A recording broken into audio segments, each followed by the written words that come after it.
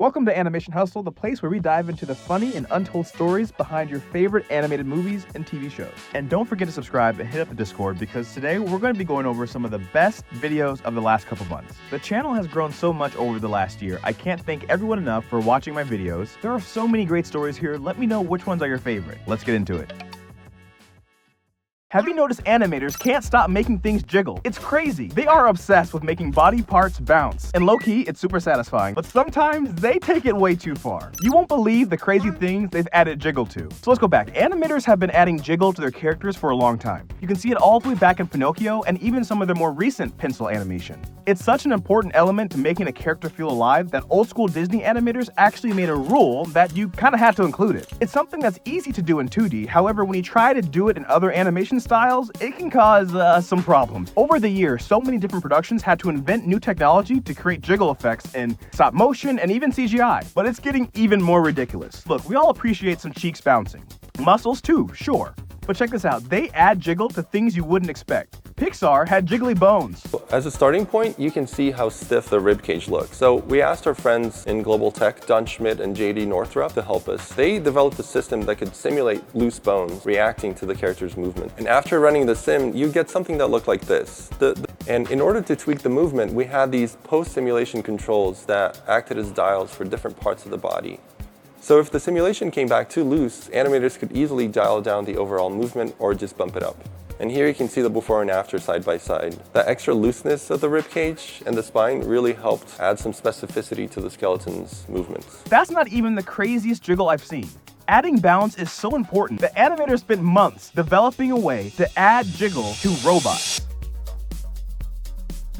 A third level of rigging that we had to add in there were these jiggle nodes, and this was based off a plugin that Andrea Maiola wrote for us. And what these allowed us to do was add that sort of secondary jiggle. But what was really important was that we gave the animators full control over that, because we didn't want it just to be a sim that was out of their hands. We wanted it to be integrated into the animation performance.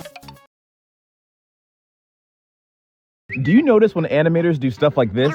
They sneak these funny drawings in and you hardly ever realize. It's hilarious, but doing this actually caused controversy behind the scenes. They were always critical. Pausing animation to find funny drawings is always entertaining. 1 second you're watching a serious character, the next is this. But when older animators noticed this happening, they weren't happy. Well, we wouldn't have done it that way. Back in the day when the younger Disney animators started doing this, it absolutely shocked the older animators. It's not just funny faces either. These new animators weren't afraid to make their characters look kind of, well, ugly. I'll let Disney legend Glenn Keane explain. After Little Mermaid, I said, so, what did you think? And Ollie said, there was times there where she just was not very appealing. There was some pretty ugly expression. And I realized, yeah, anytime we had a choice between pretty or real, we always chose real. Ariel was a real teenage girl with frustrations and anger and all those kinds of things. They were animating in a different era with a different taste. Ariel was much more in my time.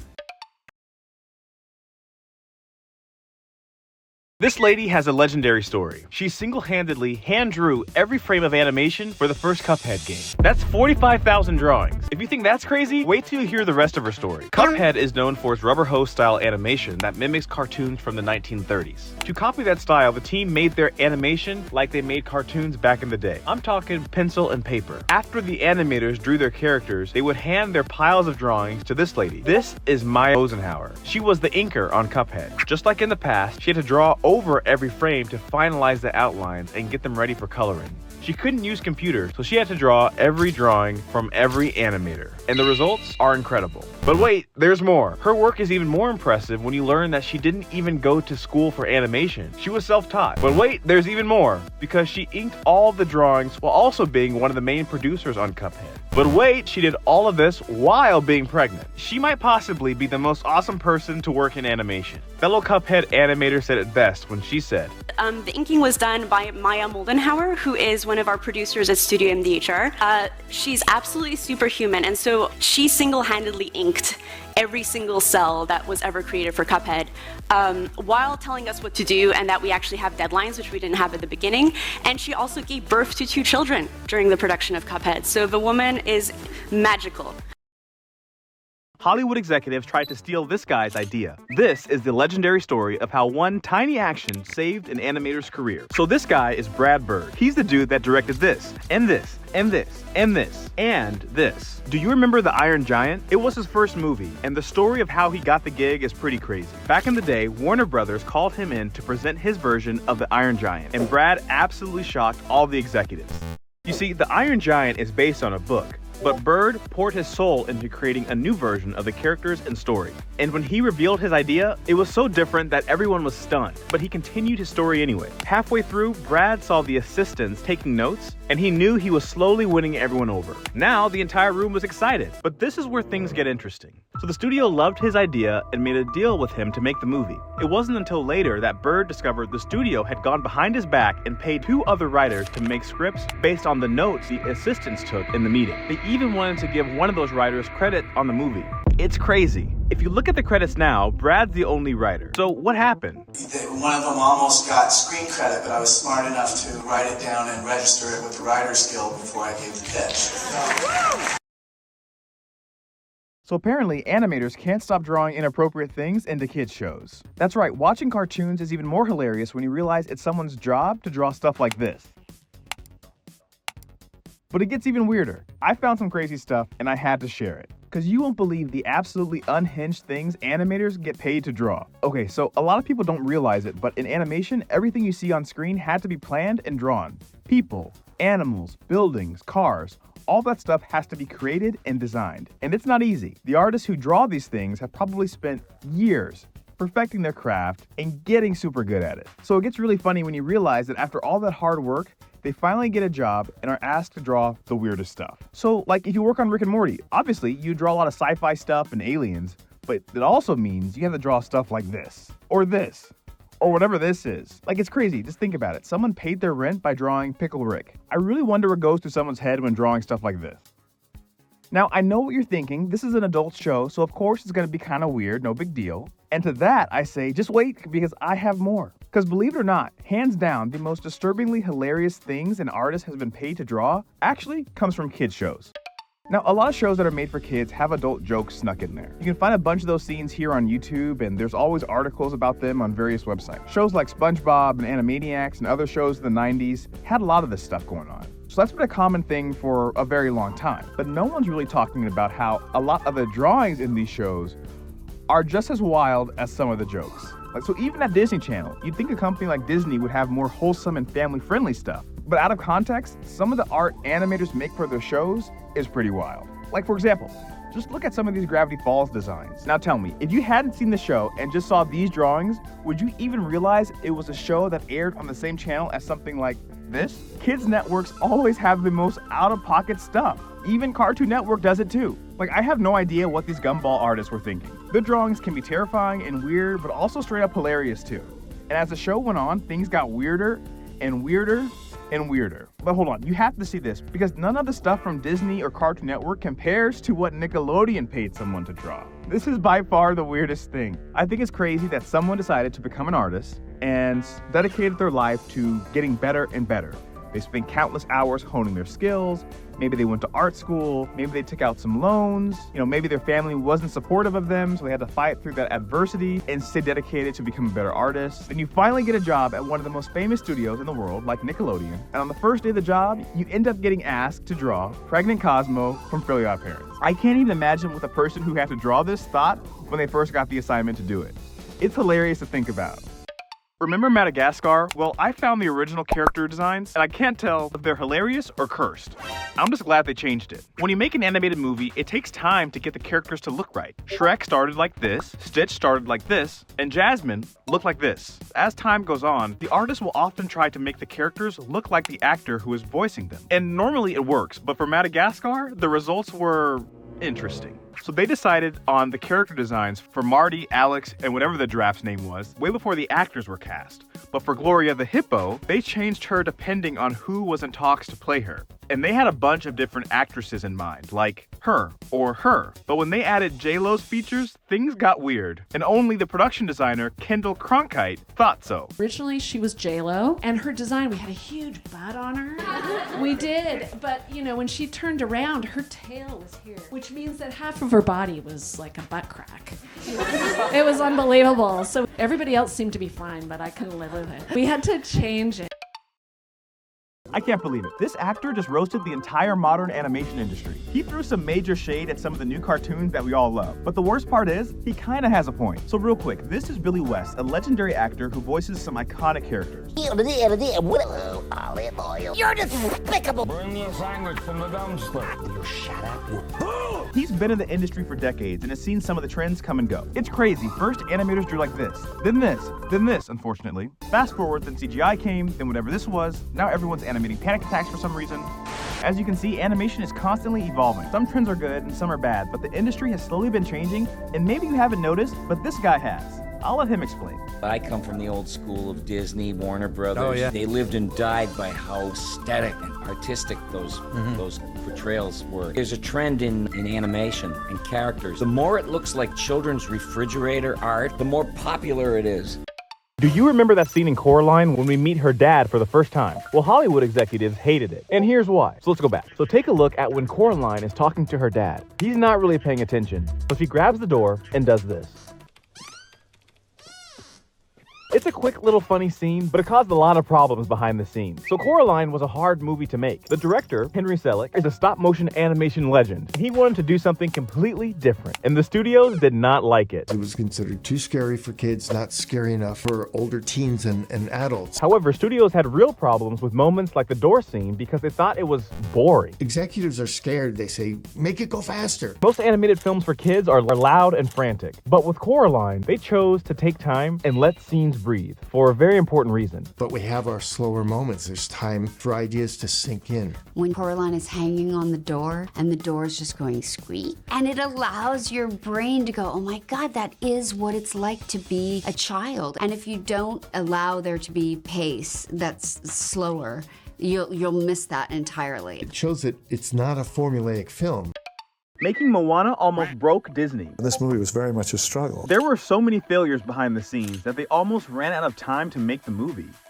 This is the legendary story of how the entire studio locked in and at the last minute created one of the movie's best scenes. Okay, so here's a rundown. This is John Musker. He directed Moana, and he explained how there were a lot of struggles making Moana. Like, a lot. First, getting the characters' personalities right was a challenge. Kept going around on her, how selfless is she, how selfish is she? Maui was a challenge because he was kind of an egomaniac and it was so unsympathetic. But the hardest thing to get right wasn't what you might expect. It's not the animation, it's not the ocean, it's not the tattoos. It's the friggin' story! It was a team effort. Writers and directors from all over Disney came together to perfect the story, and they were working up to the last minute. Even with that deadline quickly approaching, they managed to create one of the best scenes. Now the paint is still wet when the movie gets in the theater sometimes, and one of the last sequences we animated was the Tamatoa song, Shiny.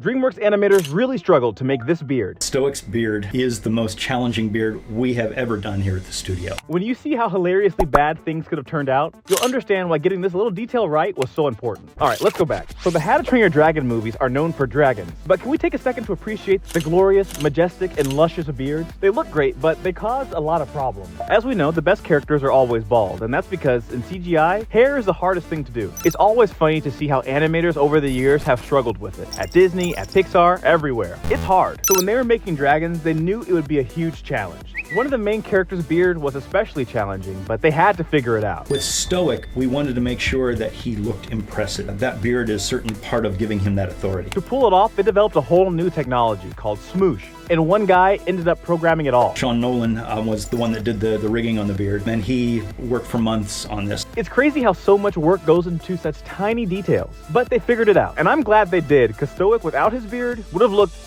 weird. Disney animation has a huge problem. I'm not talking about sequels or box office flops. The real problem is Disney animators can't stop drawing handsome men. It's crazy. The good guys are hot. The bad guys are hot. Even the animals are hot, apparently.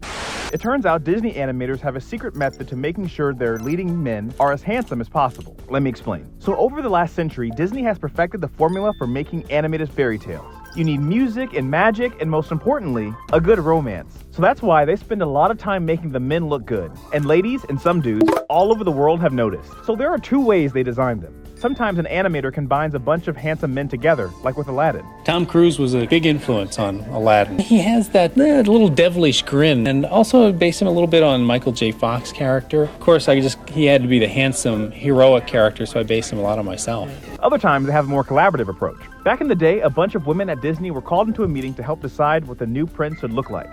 After hours of heated debate, they finally came together to perfect the design of Flynn from Tangled.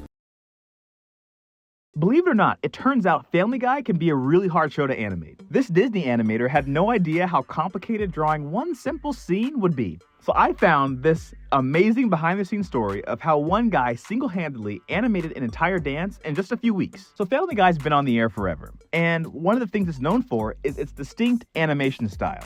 If you look online, it won't take too long for you to find people complaining about how the show's animation can be kind of basic. Fans notice how the characters are always animated in the same poses. Now, incoming hot take for you true animation nerds, but I'm just gonna say it. I don't mind it. I think it's okay for the show to look like this. Keep in mind, this show is supposed to be more realistic. It's not a cartoon. It's supposed to be based on a sitcom, so the artists take a lot of care into making sure the shots and the character acting are mimicking live-action TV shows. Basically, they're not really trying to make cartoony stuff, so it's the jokes and the writing that are supposed to be the superstar. The animation is never supposed to distract, and as a result, the show looks how it looks. So this sitcom-inspired animation seems easy to animate, but behind the scenes, one animator found out the hard way just how complicated making this show can be. So this is Todd Jacobson. He's a legendary animator who's worked on tons of stuff. He's worked on The Simpsons and Disney projects and everything in between. And he was brought onto Family Guy to animate a simple cutaway gag of football players tap dancing. The Family Guy team gave him the storyboards and some live action footage to use as reference, but once he started drawing, he realized this scene would be almost impossible to animate. Let me explain. Basically, the dance was very complicated, and the footage they had for reference didn't really line up with what they wanted, which meant he was going to have to make up parts of the dance himself.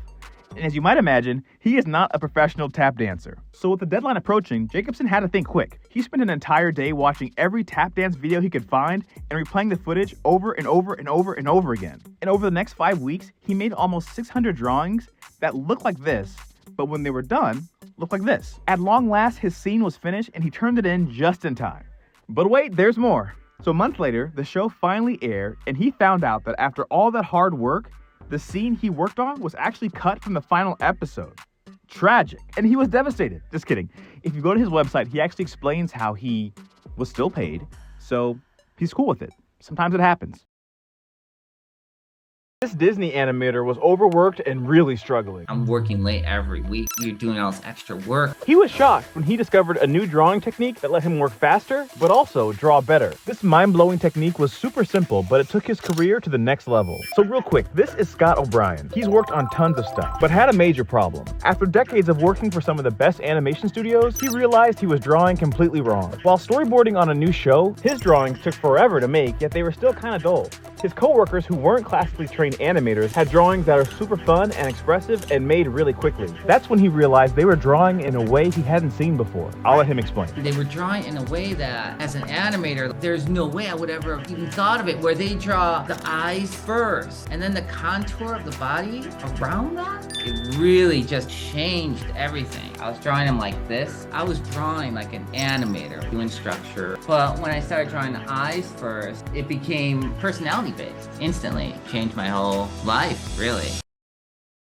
Disney's last hand-drawn movie was way weirder than you realize. At one point, they took it too far and created some hilariously inappropriate animation that Disney would never approve. Tony animated this close-up of Pooh, but he made his head, and it was funny as heck. Welcome to Animation Hustle, the place where we dive into the funny and untold stories behind your favorite animated movies and TV shows. And today we're talking about Winnie the Pooh. Okay, so let's go back. This movie came out in 2011 and had some of the best animators working on it. You had Eric Goldberg, the dude that animated the genie, doing Rabbit. You had Mark Henn, the guy who animated some of the best Disney princesses, doing Pooh. And of course, Andreas Deja, who animated Scar and Gaston. And now he was doing Tigger. And there were so many other great artists working on it. And it's super obvious because the film looks straight up beautiful. Like just look at these backgrounds. They're so good. But one of the cool things about the project that you probably didn't notice was that the directors let the animators take the characters in a brand new direction. There were opportunities for him to break out of this, and to a certain extent, I'll credit John Lasseter with that. You know, as much as all of us love the original films, he said, listen, you guys have the license to make this, you know, your set of Pooh characters. You know, it's your generation's version of these characters. So we have to serve two masters. Certainly we have to make the characters recognizable and behave the same way that they would, but we push things for comedy and put more of ourselves into the characters. On one hand, they wanted to honor the old Pooh cartoons they made, and they decided to use a more sketchier line on the characters. But on the other hand, they wanted to go crazy, and this led to some wild stuff. As you can see, they were encouraged to push the characters' facial expressions further and further. So we ended up with scenes like this. Thoughtful you are, Piglet. Oh, good grief. Tie them together, Piglet. Can you tie a knot?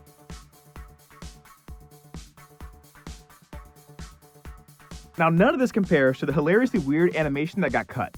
I'll let the animators explain. Can I bring up a scene actually that Tony animated? It was funny as heck. I really liked it. Tony animated this close-up of Pooh when he says, a good friend. Pooh's head turns around. Like, what friend are you talking about? But he made his head turn 360 degrees because he was like a stuffed bear. They thought he was a possessed bear. The Exorcist. What I like to do is not make my characters look possessed, but to try to do something surprising. The director of Shrek begged DreamWorks to fire him halfway through making the first movie. I couldn't quit, but I asked to be fired. Shrek was amazing, but making it was an absolute struggle. So real quick, this is Andrew Adamson. He directed Shrek, and even though it was a huge hit, he didn't want to work on it. I actually turned it down for about 6 months because I didn't want to direct animation. Remember this, it'll be important later. As production started, 3 major problems came up. First, they had problems with the script. When I got involved in Shrek, I wasn't planning to write it, but we were just having some problems breaking the story through, and I started writing to communicate with the other writers, and that's really how I got into the writing.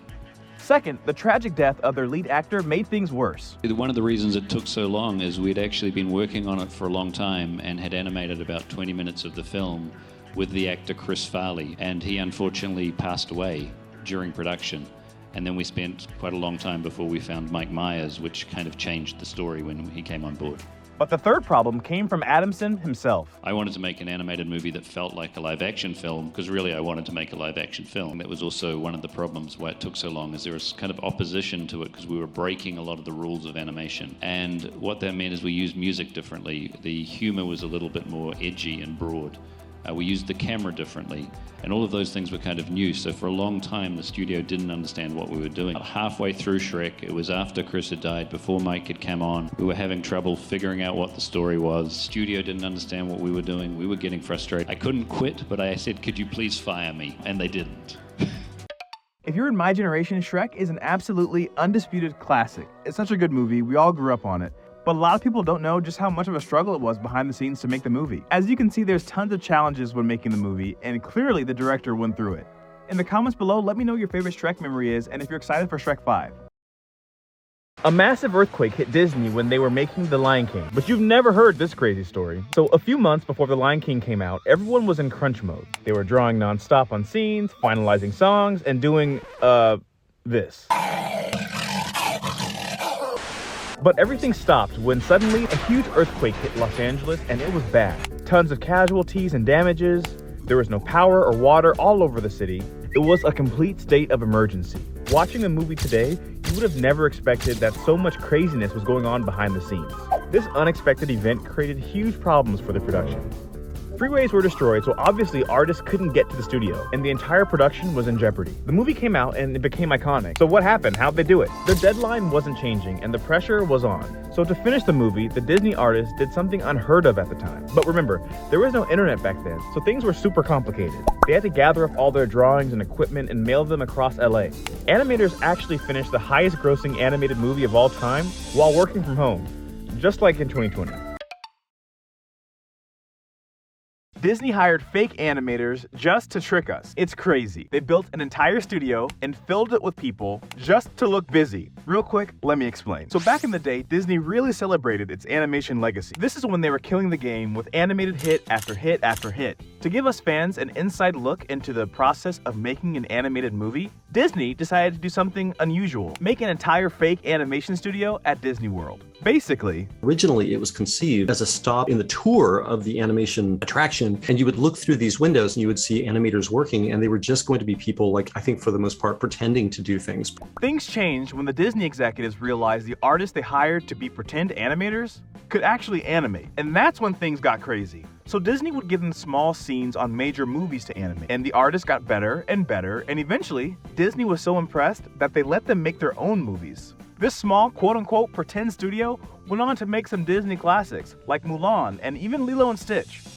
I wanted to share the story because I feel like people don't remember that Disney had a Florida animation studio back in the day. So I think it's really creative and fun to be able to actually see how these animators were working. I feel like if I was a kid and I saw that, I would be going crazy. But on the flip side though, these animators are making really, really good animation, and also they have people watching them. Like, can you imagine trying to get your animation done on a tight deadline? You're drawing Simba doing something, trying to focus, and you have a little kid banging on the glass, or those random couples that are always in line just staring at you. So the fact that they were able to make great animation in those conditions make those animators maybe even better than the regular Disney animators. I don't know. So if you take a look at some of the projects that this Florida animation studio worked on, I was actually really surprised to see that they had such a big impact on a lot of memorable scenes. Like, these are the people who animated the Be Our Guest sequence from Beauty and the Beast, which is amazing. It's one of the most memorable scenes in the movie, and they absolutely killed it. I mean, even just looking at it today, it's a huge spectacle, tons of characters, lots of lighting, and obviously the music is great too. It all comes together to make a really great sequence. And then it says they worked on I Just Can't Wait to Be King from The Lion King, which again, another memorable scene. The art direction was really great as they kind of played more into Simba's imagination and were able to change the designs up a little bit, make it more graphic. The characters and colors really shine in I Just Can't Wait to Be King, and it always makes me sad looking at it, especially when you compare it to the new live-action remake of Lion King's version of it. It's just totally not as good. So we can see they continued working on different projects: Pocahontas, Hercules, Tarzan, Emperor's New Groove, Treasure Planet. But what's really interesting is when we look back at some of the movies they made fully themselves. Before, they were working on projects and kind of helping out here and there with different sequences, but eventually they're given the chance to make their own movies, and they made some bangers. They made Mulan, which I actually just watched for the first time in a while recently, and still holds up. It's still really great.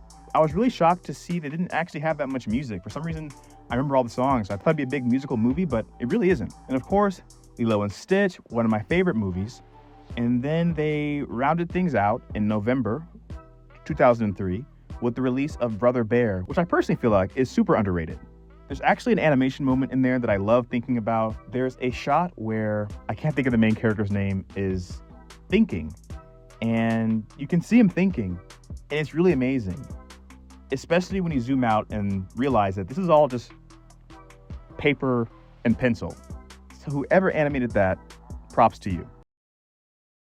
The funniest part about making animation is what happens behind the scenes. I can't stop laughing, and you have to see this footage. Don't forget to subscribe and hit up the Discord, because today we're going real behind the scenes. Let's go back. For animation, real voice actors are expensive. So before they hire them, producers will have random artists at the studio record the lines to make sure the script is working. So before you get the lovable Oscar-winning Tom Hanks, you get Jeff the Animator. And as a result, things get weird. Now, sometimes the artists are really good. Like this guy's Gru impression is top tier. That's the way that Gru joined the Vicious Six.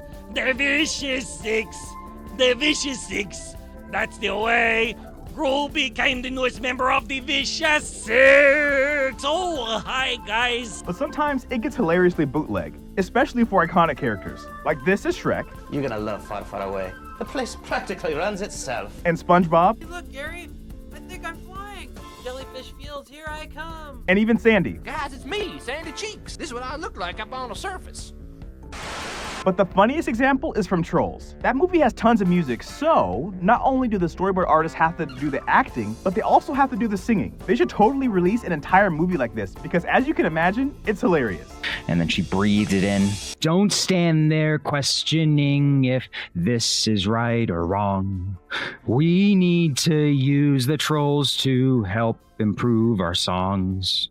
If only fame had an IV, I would keep it near.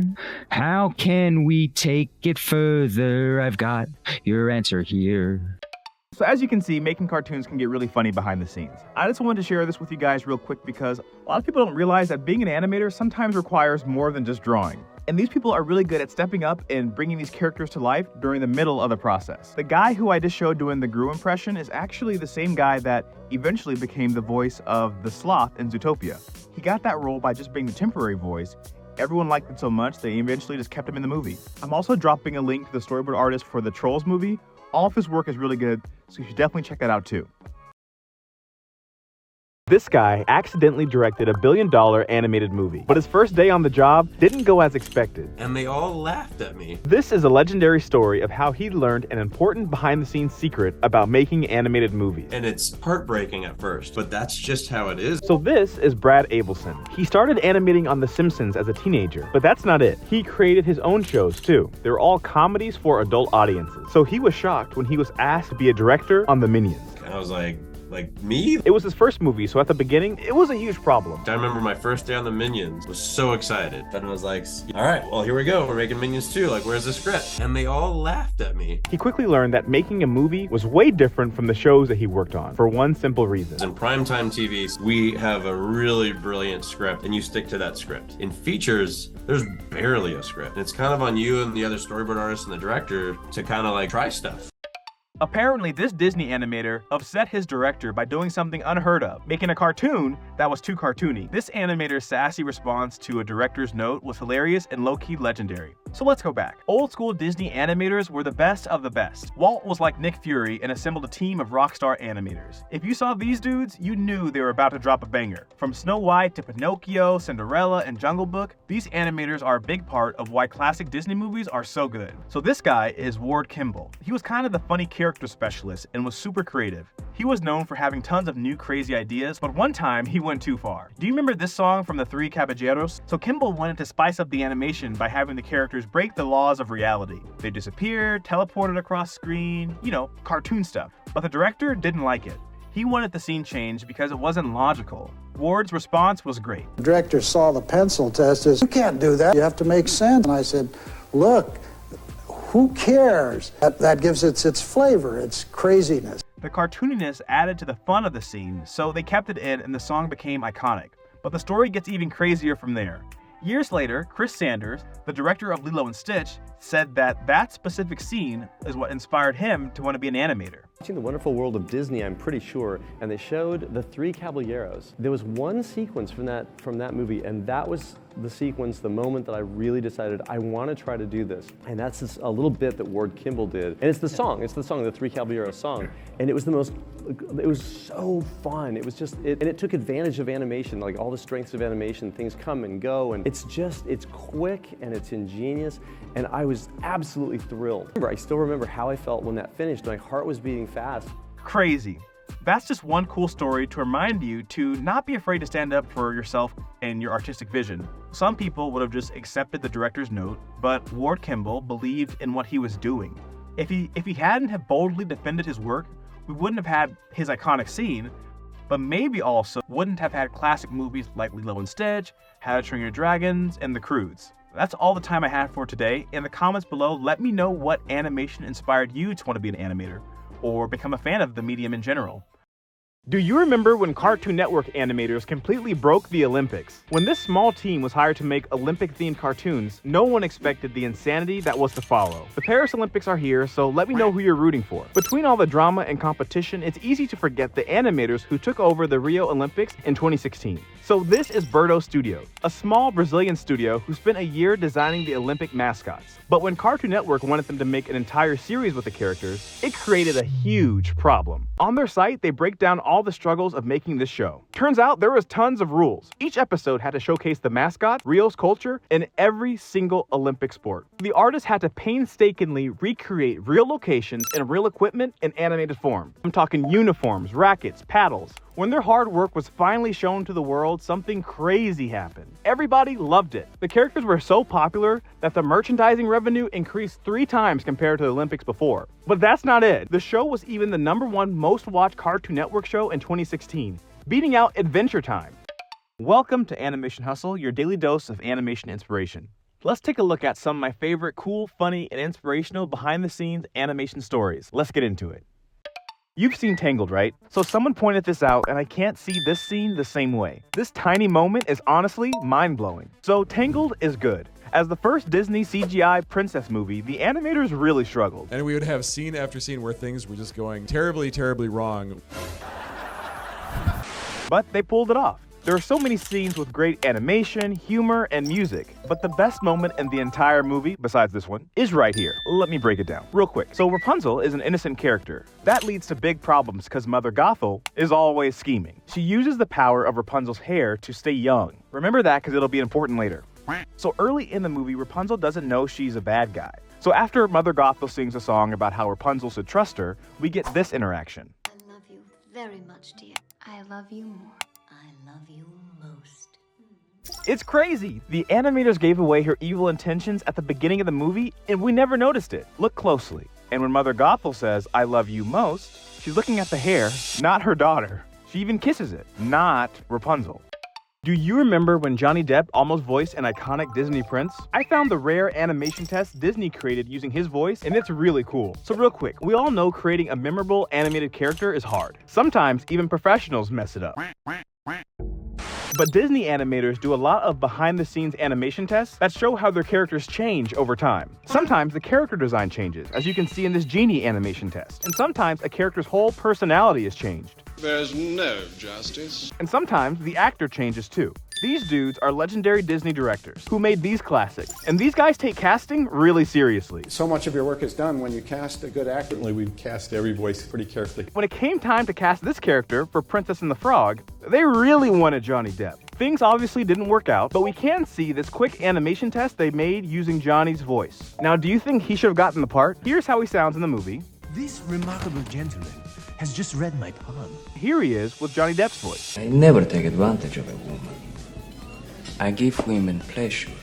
I just found the most bizarre SpongeBob joke ever. I know kids definitely won't get it, and many adults probably won't either. Let me know if you did. Okay, so check out this scene. The characters are talking, but their mouths aren't moving.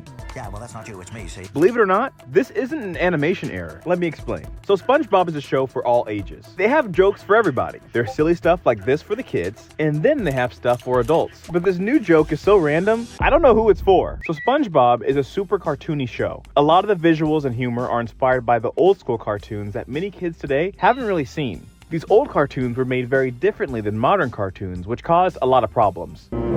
Today, cartoon voices are recorded before the animation starts. Back then, they animated everything and then the actors recorded. So if the actor improvised a line, they couldn't change the animation. And as a result, the characters often mumbled under their breath, like this. And what can I do for you good people? You can't do anything for me. This little detail isn't very well known. So when this episode of The Patrick Star Show featured the scene, it was cool to see. Do you remember when DreamWorks invented a new animation style? Because back in the day, CGI animation was a struggle. It's not like now, where everything they make looks amazing. Yes, even this, I don't care what anyone says, the animation was dope. With early CGI, water, hair, and even people were constantly messing up. So DreamWorks developed tons of new technology to make their movies as realistic as possible. And it was working, until they ran into a huge problem. They had to make a movie that wasn't realistic at all. They wanted to do something like this, but in CGI. But making cartoony animation was not possible. Back in that day, with 3D characters, if we squashed and stretched and pulled those characters around, then it would look really weird, like their bones were breaking. So it was a disaster, but their solution was to break all the rules and invent a groundbreaking new animation system. We had no idea, really, if it was going to work or not. And really what they came up with was a series of rubber bands so that they can squash and stretch in all kinds of crazy ways, and it doesn't break the rig. But the best part is someone invented a new technology to move the characters' tongues, which allowed them to do stuff like this. Remember this scene from Lilo and Stitch where she's running to class? Well, it's way more mind-blowing than you might have realized. The animators just revealed how they tricked us, and you never noticed. Okay, so let me explain. Disney doesn't want you to know this, but in order to make the movie, Lilo and Stitch animators had no budget. The animators were absolutely broke, relatable, And that caused major problems behind the scenes. As we all know, animation is super time consuming and super expensive. So to work around that, they just didn't do it. You'd run down the beach past people doing all these different things. We don't have the money for this. Instead of showing all this animation, you see all the characters are actually frozen. They're not moving, save for one character that's throwing a frisbee, and you don't notice anything weird. But these are 3 incredible ways the animators got creative to finish the movie. Number 1, drawing details takes up way too much time, so they removed them. Delete pockets off jean short, prints off of t-shirt, and we figured it out. Number 2, in animation, shadows and lighting cost money to make. So they found a clever way to not have to draw that either. We couldn't afford shadows, so we put our characters largely under the shade of trees. And number 3, watch the scene again. DreamWorks animators had a huge problem. They had no time and no money, but they had to entirely redesign Toothless. This is the legendary story of the greatest glow-up of all time. Making How to Train Your Dragon was a struggle, and apparently the biggest problem with the movie was Toothless. They spent millions of dollars animating him before they realized they made a huge mistake. The crew at DreamWorks had been working on this movie for well over a year. They had scenes that they had animated. The last thing we laid on them was we had to change Toothless. They had to change him, but that caused tons of problems. We had to turn that new Toothless design around from concept to being fully animated in just like a month or 2. They normally take about a year to go through this whole thing. So they had to lock in. The craziest part is, with no budget and a deadline quickly approaching, the animators did the impossible. They changed his design, made him bigger, and even changed his color. Toothless from the book is a little tiny dragon, so you can see the problem. If he's going to befriend a dragon, that dragon has to be the most terrifying dragon of all, not a little tiny dragon that needs to be protected. And honestly, I agree. I mean, just look at this guy. He deserves to be roasted in the comment section. And now you know why. These animators absolutely horrified Disney executives when they made a cartoon so twisted that it got banned. This is the crazy story of the horror cartoon Disney doesn't want you to see. Most people don't even know that short because it's not really shown. The animators loved it, the executives hated it, and things got intense behind the scenes. So let's go back. It's Spooktober, and Disney is known to be super family friendly, even though they love casually traumatizing kids too. But back in the day, Disney animators went way too far when they worked on a project that starred a freakishly twisted version of Mickey Mouse. Now, there have been some terrifying Mickeys before, but this cartoon took it to the next level. The animation, action, and comedy are truly amazing because in the short, Mickey goes feral. When it was done, the animators were proud of it, but as soon as the Disney execs saw it, things took a turn. When they saw the finished short, the company, when they saw this, they were a little afraid of it. We argued he's turning into the nice Mickey in the end. It all ends well. The executives demanded they tone down the violence and the scary stuff, but it gets worse. Even after making those changes, Disney still doesn't promote it, even to this day. They just didn't feel comfortable promoting this image of Mickey Mouse. Hundreds of animators spent years making the new Transformers movie, but they spent most of the time perfecting one tiny detail. They fixed a major problem from the live-action movies, and you probably didn't notice. So Transformers 1 is dropping soon, and the reviews are already looking good. But it wasn't an easy movie to make. You see, the producers knew they wanted it to be animated. We realized you couldn't deliver this kind of movie live action. You needed animation. But this decision made everything way more complicated for one simple reason. They had to create everything. Everything you see in the movie, nothing exists. It's all fake. In animation, you have to build all of it. Color the sky down to what the scratches on their skin looks like up close. Tons of work went into this, but it wasn't all bad. It gave the team the freedom to change things. So the director wanted to fix one tiny detail about the live-action movies, and it made a huge difference. Let me know if you noticed it. So for the live-action ones, they have so much detail because you have to make it look totally real. Being animated and fully CG allows us to exaggerate things, make things even kind of clearer. We really wanted to make sure that these characters could emote really well. As a result, emotions that look like this now look like this. Have you ever noticed Mufasa's smile? This tiny detail is a big part of why the character is so iconic. Let me explain. So Mufasa is known for being a great king, having an amazing voice, and for this. Emotional, damn it! But it turns out, he was a really hard character to create. The animator studied real lions and gave Mufasa exaggerated arms and shoulders just to make sure he feels strong and regal. But then, casting James Earl Jones took things to the next level. Look inside yourself, Simba. But all of this caused a major problem. Mufasa wasn't very likable. During the final recording session, James and the animators made a small change to his character and ended up creating Disney magic. My first mistake was to try to make him regal, which meant I had to act grand and important. And what they really needed was something more like me. We had decided that Mufasa, more important than being a king, he was a papa. So I'd come down off the king star, just be kind of dopey. I'm really a dopey dad. You know, my kind of dopey grin is what they used on the animators used in the image of Mufasa. The first reaction to Adventure Time was hilarious. The studio executives were absolutely stunned. Because I was like, Adventure Time, come on, grab your friends. And they were like,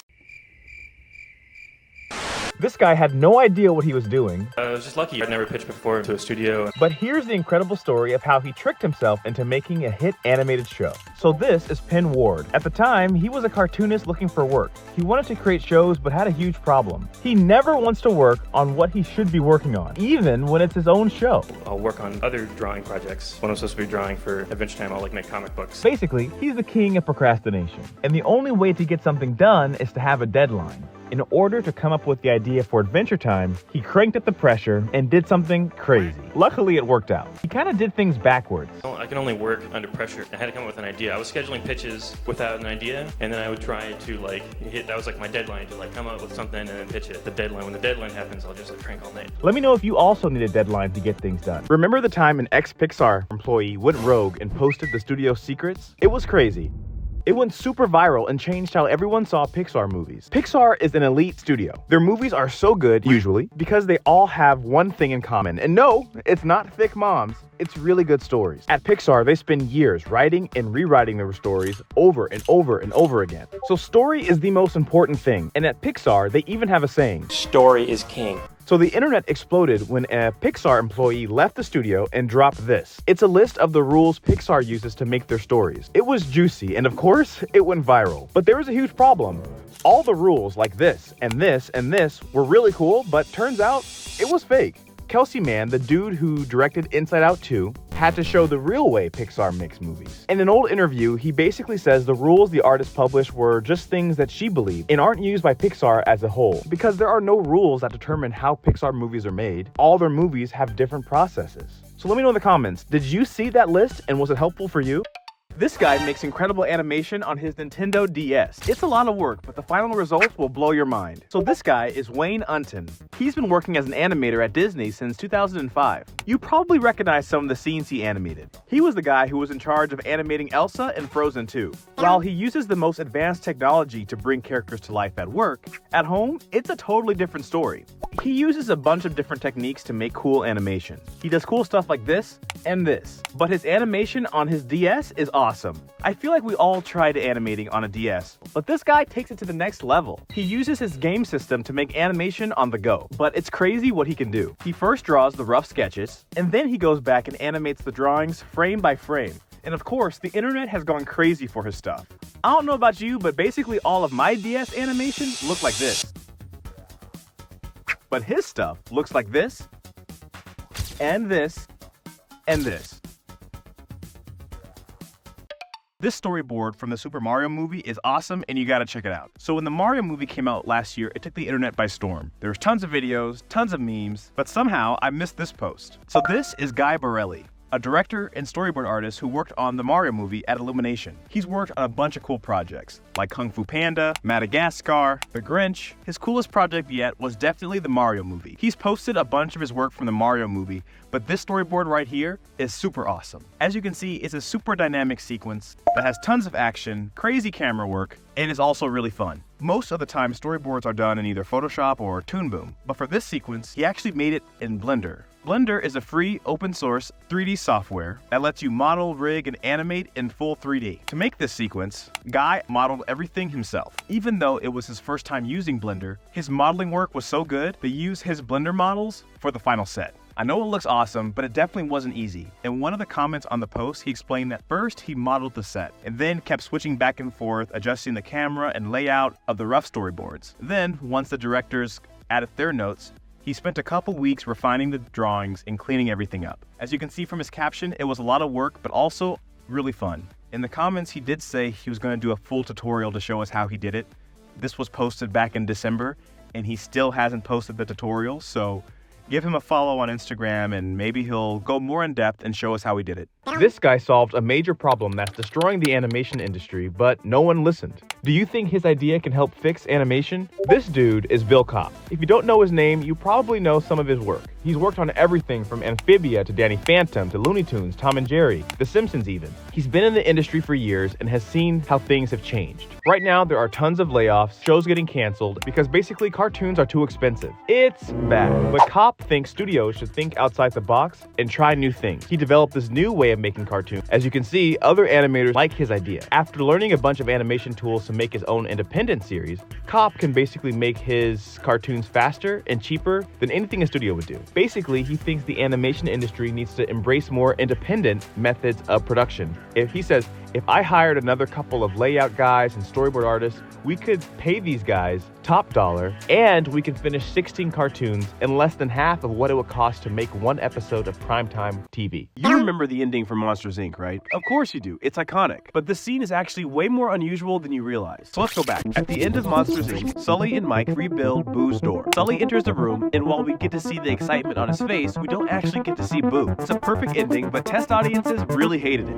They wanted to see what happened after Boo and Sully were reunited. Then, director Pete Docter did something unusual. The ending scene wasn't satisfying to the test audiences because they were just showing the rough storyboard version. The director knew that it would work way better once it was actually animated, but they had to get that moment right. If it wasn't perfect, this scene could ruin the whole movie. The director Pete Docter decided that the best person to animate this would be himself. He was an animator before, so it wasn't completely out of the blue. It's unusual because directors on big animated movies typically don't animate for their movies, but luckily he did. As Sully's face slowly lights up, it just fills you with joy. Megamind 2 looks just like the original. Since the movie takes place days after the original film, the animation team wanted to make the new movie and show look just as good, but they didn't have the same budget. You might notice a lot of things look different, but Megamind himself looks exactly the same. In an interview with the director, he explains how they got the character of Megamind to look the same as he did before. The original Megamind character model that was used in the feature, we used in the series as well. The same goes for Roxanne, the mayor, and any other repeated characters. We modified a few things. Retexturing, re-rigging, but the basic models are all the same. The animation supervisor went on to explain more. Beyond that, there's texturing and lighting. We got really close to the original, though I think Megamind is a bit more blue. The colors we can include today are so much richer than they used to be. After knowing all this, you can say that technically, this is the advice I really wish I listened to when older animators told me when I was younger. If you're watching this video, you probably love animation as much as I do. When I wanted to get into the industry, I knew it was going to be a fun thing to do, but I also knew some of the downsides. You hear a lot about the low wages or the tight deadlines and crunch and that kind of stuff. And those things are bad. But no one ever talks about this really bad thing that can happen to you if you work in animation. I went to USC for animation, and all throughout school, one of our teachers always encouraged us to move around and always take the stairs wherever you go. And when you're young, you don't worry about it, but as you get older, you realize animation takes a toll on your body physically. Having to sitting down and drawing all day can really wear out your body, especially when you're doing it under an intense studio deadline. I didn't realize that animating can actually cause you injuries. If you're drawing all day, you can get injuries like carpal tunnel, tendinitis, and other types of strains and pains all over your body. A couple things you can do to help prevent this stuff is to do exercises. Doing movements like the ones I have on screen now will help you in the long run. Watch your posture and watch how you're drawing. Make sure you're developing healthy drawing habits. Another thing you can do to help yourself out is to adjust your settings on your digital tablets and styluses and stuff like that. Try to make the settings as gentle as possible so it doesn't require a lot of heavy, hard movement. Take a look at this post here. You can even wrap your stylus in some foam like this person did here. Make sure you aren't pressing too hard when you're drawing. And remember, always draw from the shoulder, not from the wrist. In the comments below, let me know if you experience any drawing-related pain. If you want to see more animation tips that don't really teach you in school, check out these videos right here. And I'll see you guys in the next one.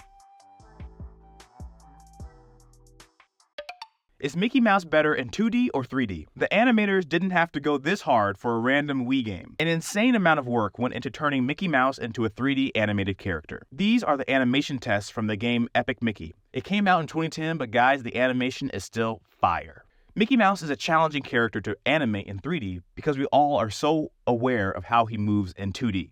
In order to ensure that they stayed true to Mickey's character, the animators would study classic Mickey moments and animate them in CGI. By doing this, they were able to study what made him such an appealing character. Another thing they did was look at the old lectures and notes from legendary Disney animators on how to make Mickey right. These documents here were made back when Walt Disney was still running the studio. Lastly, they even asked top animators at Disney and Pixar to critique their work. Translating 2D characters into 3D characters is always hard, especially when you're translating Mickey Mouse. Disney still makes 2D animation, they just don't want us to see it. It's been a long time since Disney released a movie made in the traditional hand-drawn animation style. Even though they make everything CGI, they still make 2D animation. They did it for Encanto, they did it for Frozen, Tangled, Wreck-It Ralph, and Moana. Look at how amazing this stuff is. So why don't they make the full animated movies like this? Well, it's because this animation is just used to help the CGI animators understand the characters better. Legendary Disney animator Randy Haycock explains how this all goes down. They asked if I would do some animation tests on Frozen.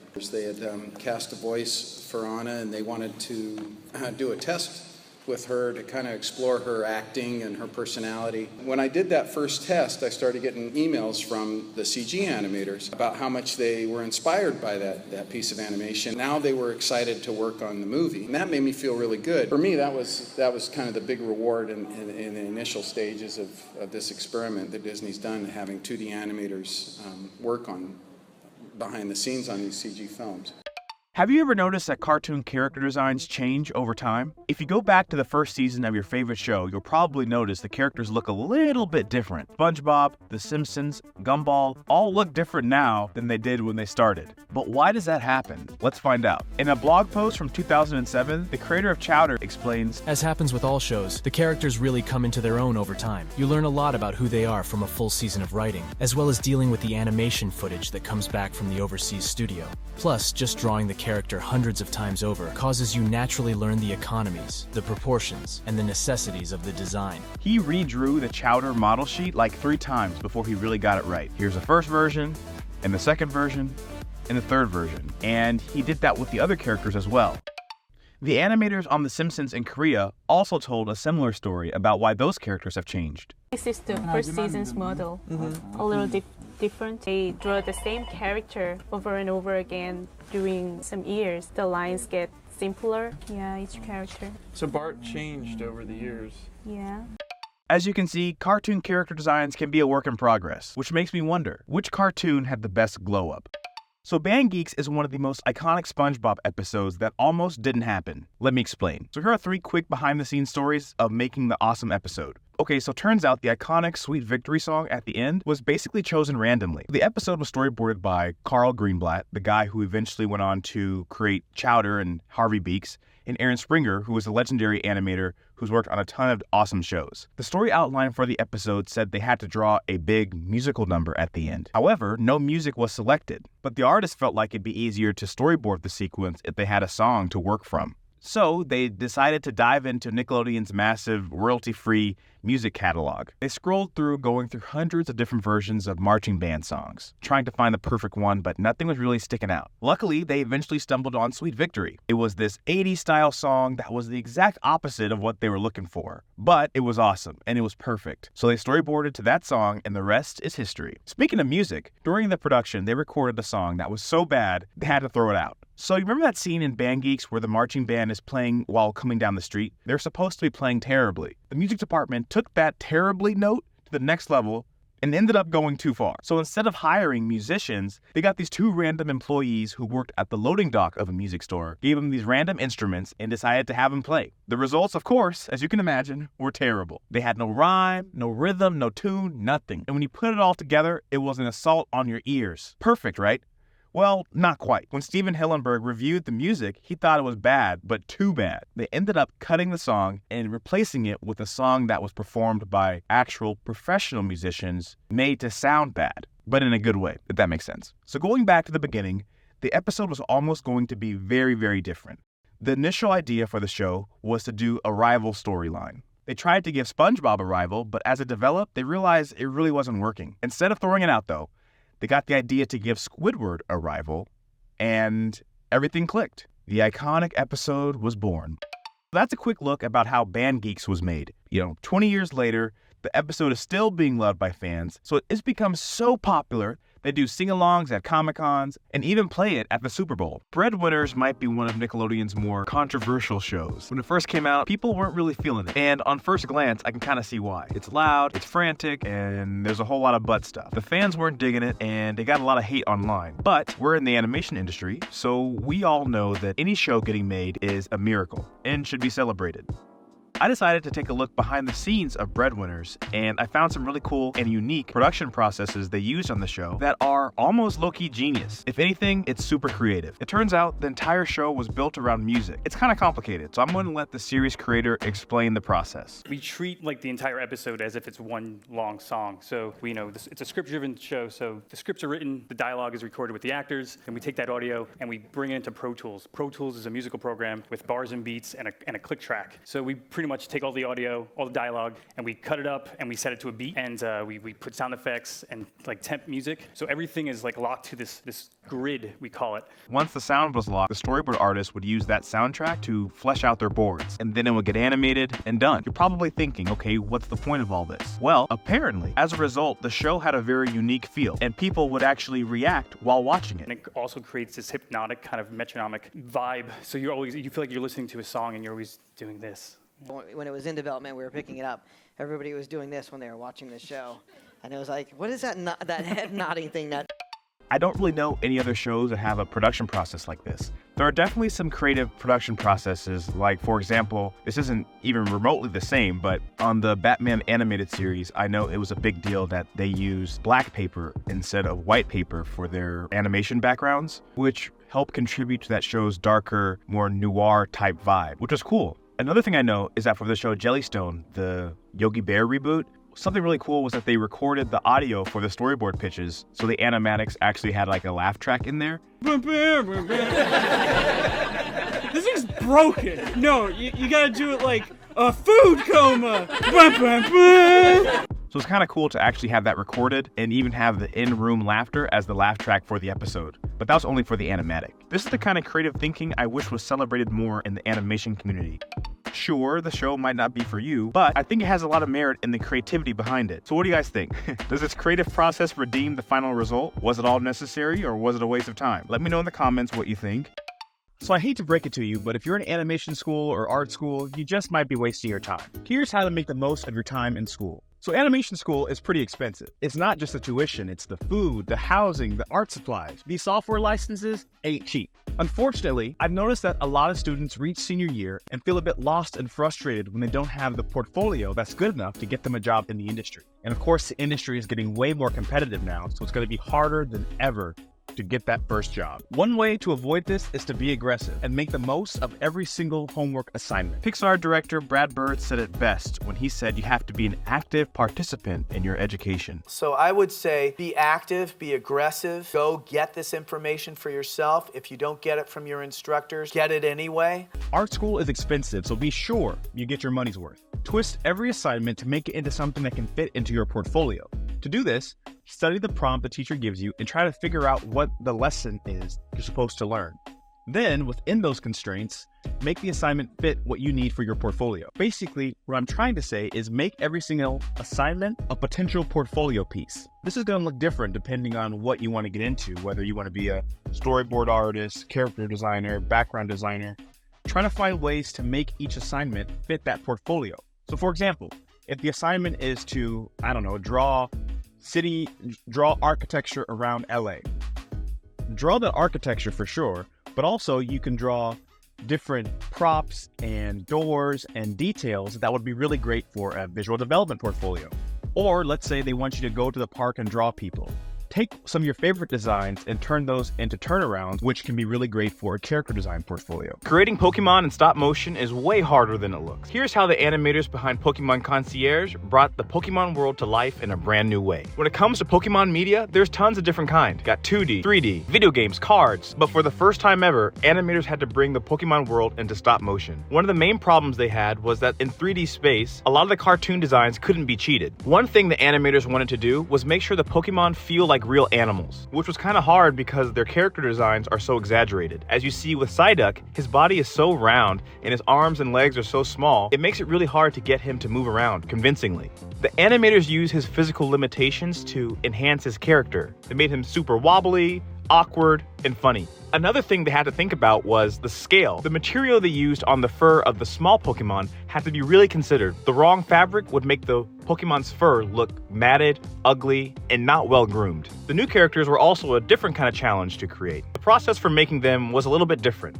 First, the main character was drawn and sketched and built in clay. Then that clay figure was scanned in the computer, which allowed the animators to see every detail in 3 dimensions.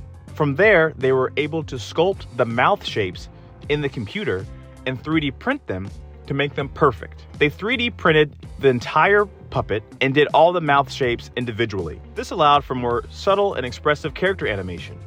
Have you seen Pokemon Concierge yet? What do you think of the animation and the overall cool, cozy vibe?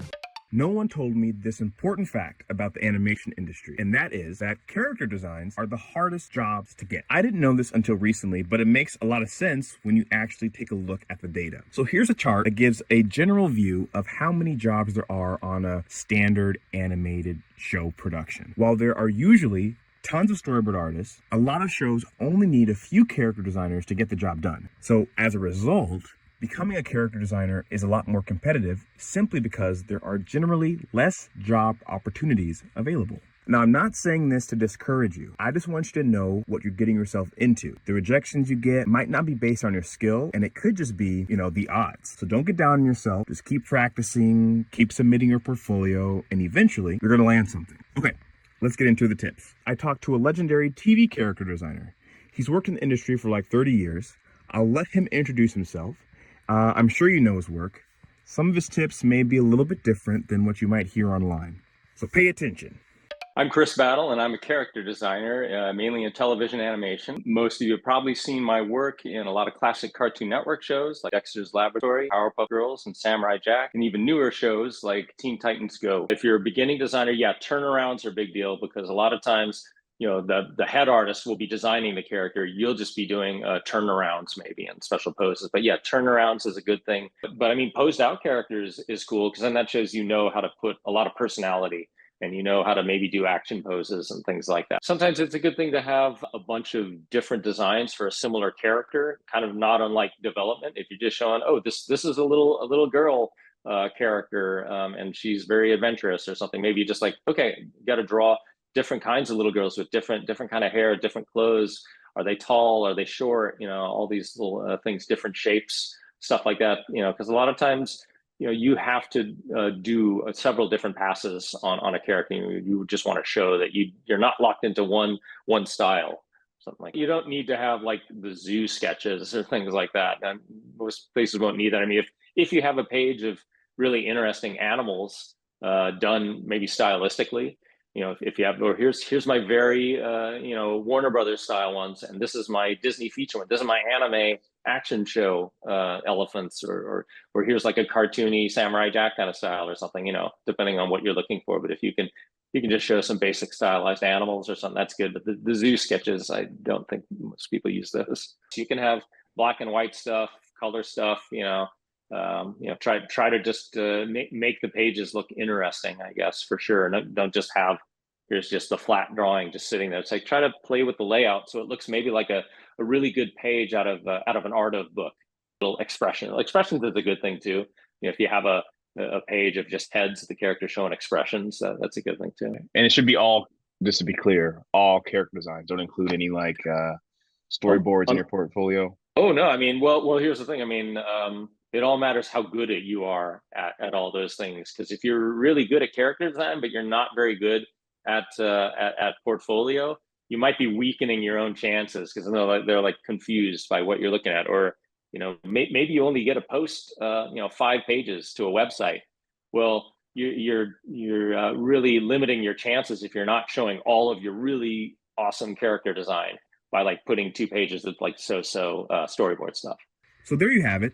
Those are some tips to help you beef up your character design portfolio. And I hope you enjoyed the video, and I'll see you in the next one.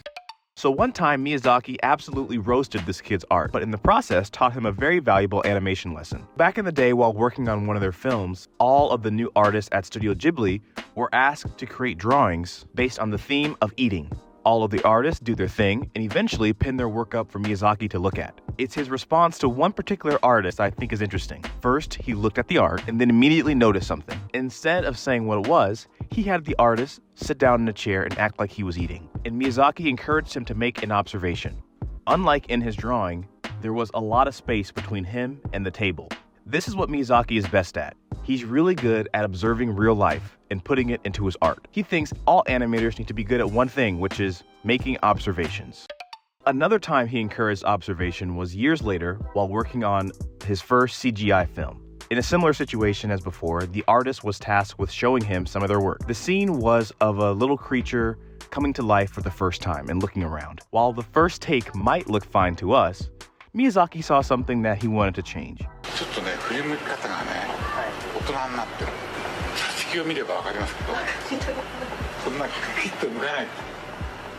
The character's movement wasn't authentic. He explained that the character's head was moving around too fast and too focused. Newborn babies don't have that much dexterity. So for the next take, the animator added more childlike movement, and it turned out way better. Miyazaki is an animation master. I don't have to tell you that. One of the things that always stood out to me was how he always pushes new artists to be better. If you are a big Miyazaki fan and kind of want to learn how to animate like him, there's actually a document online that shows how he animates walk cycles and stuff like that. It's a really cool resource because it goes into the timing and the drawings that it takes to make a character move Studio Ghibli style. So you should definitely check that out. In the comments below, let me know what your favorite Miyazaki movie is and if you think his new film has a chance of winning the Oscar. I'll see you guys in the next video. こういうのはね、観察で書いてないんだよ。こういうもんだと思って書いてるわけ。 So no one would hire Gravity Falls creator Alex Hirsch until he added this small little thing to his portfolio, and I think you can use the same technique to get hired. So before he was known for creating the biggest show on Disney Channel, Alex Hirsch started out like all of us, at the bottom. In 2010, he got some amazing advice from a Pixar animator, which he eventually used to jumpstart his career. After attending CalArts, he wasn't getting any callbacks or interviews and couldn't figure out why. So he had a professional storyboard artist look over his portfolio, and the insights changed everything for him. I remember when I was trying to get noticed, I kept working really hard on my individual drawings, and a buddy of mine from Pixar was looking at my thumbnails. He's like, put these in your portfolio. And I'm like, I can't, they're hideous, they're awful. And he's like, but it shows that you're a story man, because that's what story art is. And I swallowed my pride, put them in the portfolio, and I got all these callbacks from places that had never looked at me before because I was showing that I'm doing the process. If you are really trying to break into the industry and are struggling, maybe you need to add some thumbnails to your portfolio. So here's an example of an artist that has thumbnails in their portfolio. They're on their website, on a separate section, and you can see he breaks down the early thought process for all of his shots.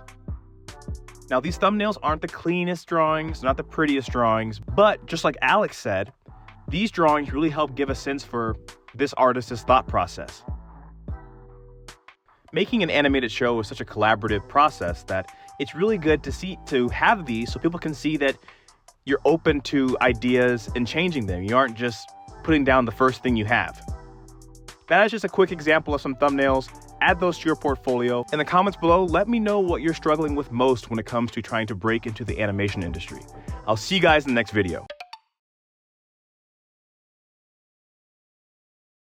Animators on Gumball basically animated each episode in a week. The schedule was very fast, but turns out it might have been a low-key good thing. Let me explain. Of course, Amazing World of Gumball is such a unique show because it blends so many different animation styles. It had 2D, it had 3D, and that's what made it so visually unique. But one of the things I thought was really cool about this show was that even though the backgrounds sometimes look 3D, they were actually done in Photoshop. By meticulously compositing and adding layers to already existing assets and photos and even 3D elements, the team was able to build sets that looked like they were three-dimensional. The lighting was always great, and that really helped sell the show. No, even less in betweens. Remove this one, remove this one. So this is Ava Figueroa. She's an animation director who worked on Gumball for years. I'll let her explain the process of making the show. TV shows are like bam, bam, bam, come on, next.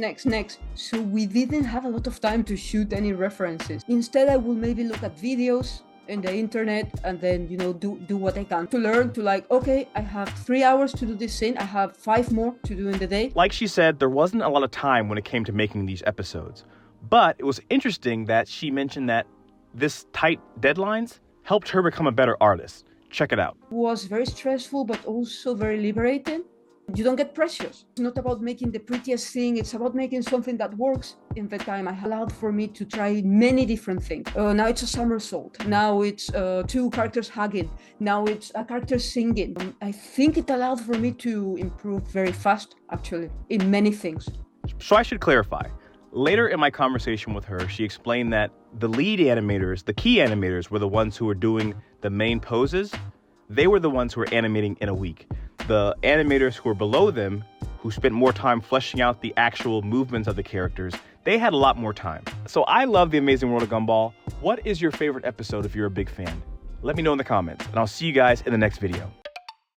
Mario's 3D model for Mario Wonder is crazy. This is how Nintendo animators were able to make him more expressive than ever for this game. So basically, thanks to the Nintendo Switch's advanced technology, they were able to add more joints to each character's rig. And of course, by having more joints, that means they're able to get a more variety of movement through each character. So as you can tell, Mario and his friends have richer facial expressions, and each character's movement is way more animated. Adding this animation, though, caused a lot of problems. Game director Shinobu Sato explained that while it was good that the characters were more expressive, another challenge surfaced when we tried to turn their faces towards the player and show their expressions. So back in the day, Miyamoto designed Mario's nose to be big, but it was for a reason. In the very first pixelated version of Mario, having that big nose made it easy for the player to see what direction Mario was facing. But in this new game, if we put Mario's nose and face it in the direction he was traveling, the player wouldn't be able to see the awesome facial expressions. To solve this problem, the animators broke Mario's rig. They designed their animation to only look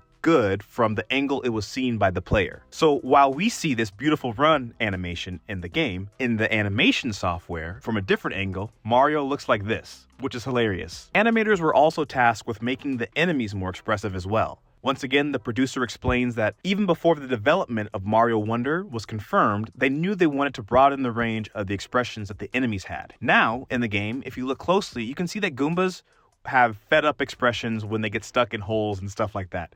They also broke down how they use the animation to flesh out the characters' personalities more. I heard that someone once asked Miyamoto why Mario takes damage when he bumps into a Goomba from the side in the original Mario games, and apparently he answered it's because the Goombas bite him. Due to the hardware limitations at the time, the graphics weren't able to really show that much detail, but now we're able to see those expressions. This game is super awesome. Let me know in the comments what you think of Mario's new cartoony style. Look, I don't know if they're using AI or if they stole assets from Pokemon, but this is the story about how the Palworld team hired an animator from Twitter. Yes, this is the story about how some guy went from working at the grocery store to animating on one of the most popular games of the year. Have you played it yet? What do you think? So basically, Palworld just dropped and is being called Pokemon with Guns. In a development blog, the CEO breaks down some of the crazy stories from making the game. Turns out, the Japanese team didn't have any experience animating guns, and they were struggling to find someone who could fill that role.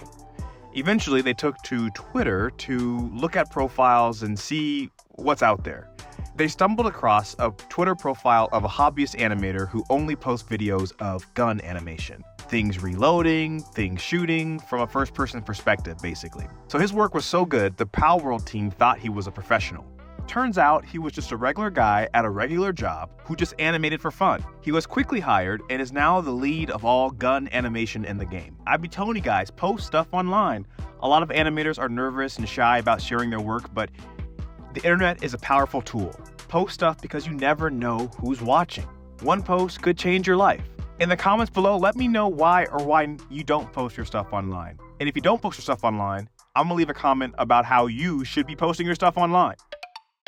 Listen, you might not be getting hired because your animation portfolio doesn't have enough hands. We all know that hands are very hard to draw, but they are an essential part of bringing a character to life. In fact, some animators say that the hands are just as important as the eyes when it comes to expressing characters and feeling. If you don't believe me, hands are so important that basically every animated show you see has guidelines that explain how to draw hands in the style of the show. This can be realistic, cartoony, or stylized, or very simple. If you haven't mastered hands yet, it might be the reason why you aren't getting hired. Disney animator Brian Minolfi explains that having a little sheet of hands in your portfolio really speaks a lot to somebody looking to hire, that you understand that this is a vital way of expressing character. So just have a sheet that has hands in different directions, pointing, doing different things, making them really expressive. This goes a long way towards letting people who are looking at your portfolio know that you understand the job and that you can do the job. Whether you're doing storyboards, character designs, or animation itself, hands will elevate your portfolio because your characters will be taken to the next level. And the best way to learn hands is just by practicing them. When I study hands, I just Google. If you want to study hands, the best way to do it is just trace some of them from Google. You can look up your favorite animated movie. More likely than not, you'll be able to find the model sheets. Those model sheets typically include hand poses. Trace those, practice those, understand those, and that will help you build the foundation for building really expressive hands. Matter of fact, now that we're talking about it, I realize that I should probably practice my hands too. So I'm going to be drawing some hands this week. In the comments below, let me know what show has the coolest hands. For me, I always love the Gumball hands, but there's so many really cool ones out there. What do you think? So DreamWorks just dropped a trailer for their new movie, Wild Robot, and I gotta say, y'all, I'm hyped. First of all, the visuals look awesome. Ever since Spider-Verse came out, a lot of films are experimenting with their look and visual style. Something I noticed is that a lot of them tend to kind of go for a more hand-drawn, sketchy kind of vibe. Think of the Ninja Turtles, Puss in Boots, Spider-Verse, Nimona, Mitchell vs. the Machines. The list goes on and on. This movie, while still having that artistic touch, still kind of looks realistic. It looks photoreal, but also artsy, if that makes sense. You know what I'm trying to say. Either way, it looks cool. The trailer had no dialogue in it, which is really cool, and really allowed you to focus on the visuals and the acting of the characters. Something I thought was really cool and unique is the fact that this humanoid robot is being influenced by nature. I've never seen that before. I know it's based on a book, but I think the filmmakers are really doing something different with this. And of course, what makes me the most excited about this is that the movie is directed by Chris Sanders, one of the animation goats. Not only did he do Lilo and Stitch and How to Train Your Dragon and The Croods, but he also storyboarded a bunch of Disney movies too. And this dude hasn't directed an animated movie since like 2013, so it's been 10 years. Chris Sanders has a really unique art style. You can look at one of his drawings and totally tell that he made it. It's really cool to see how it translates from 2D to 3D. Like when I first saw How to Train Your Dragon, I thought Toothless looked just like Stitch. And he also has a character that looks like his style in The Croods too. I'm really curious to see what, if any, character brings that Chris Sanders vibe to the movie. He's definitely one of my favorites. I'm excited for this movie. What do you guys think? If you want to see more animation inspiration, be sure to check out these videos, and I'll see you guys in the next one. Kung Fu Panda 4 might be DreamWorks' most creative movie ever. Here's the unique writing process that made the movie different than anything before it. The animation team wanted to shake things up with this new movie. Like for normal animated movies, the animators created a bunch of new characters and locations and animation techniques. But for this movie, the animators kind of wrote it too. Let me explain. In 2023, when the Writers Guild and the Screen Actors Guild went on strike, the production team relied on the animators to help keep the production going. The director explained, I pushed it to animation, and these guys stepped up, and all of them really got into the story. This might seem crazy, but the director went on to explain the unique upside to this. We were working out most of the film in the animation, which I think makes it a more creative film. And now you know why. Kung Fu Panda 4 might be DreamWorks' most creative movie ever. Jimmy Neutron is back and is going super viral, and we finally have a cartoon reboot that doesn't look like a complete disaster.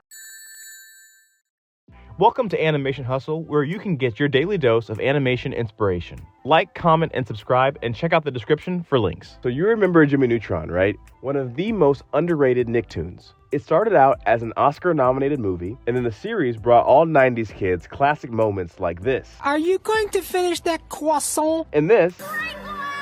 And this. Ooh, ain't no loving my man.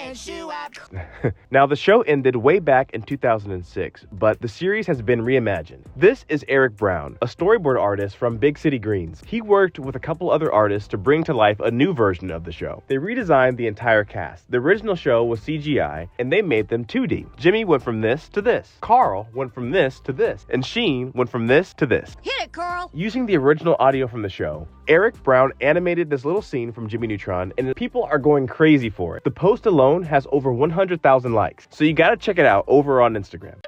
Now, this isn't the first time something like this went viral. Way back in 2017 or 2018, I remember an artist posted his animated version of the characters from Fresh Prince on Instagram. The Fresh Prince of Bel-Air is a classic 90s sitcom that starred Will Smith, and I think at the time people thought it was real. So it went viral, everyone was talking about it, and even Will Smith himself acknowledged the post. I don't think anything actually ended up coming from it, but all this is to say that we can definitely learn a lot from stuff like this. A lot of artists post fan art and fan creations online because it helps them get promotion. If you take something people already know and make it your own, it's easier for people to want to like it and share it and get your name out there. If you're trying to do your own thing online, maybe try doing some cool fan creations.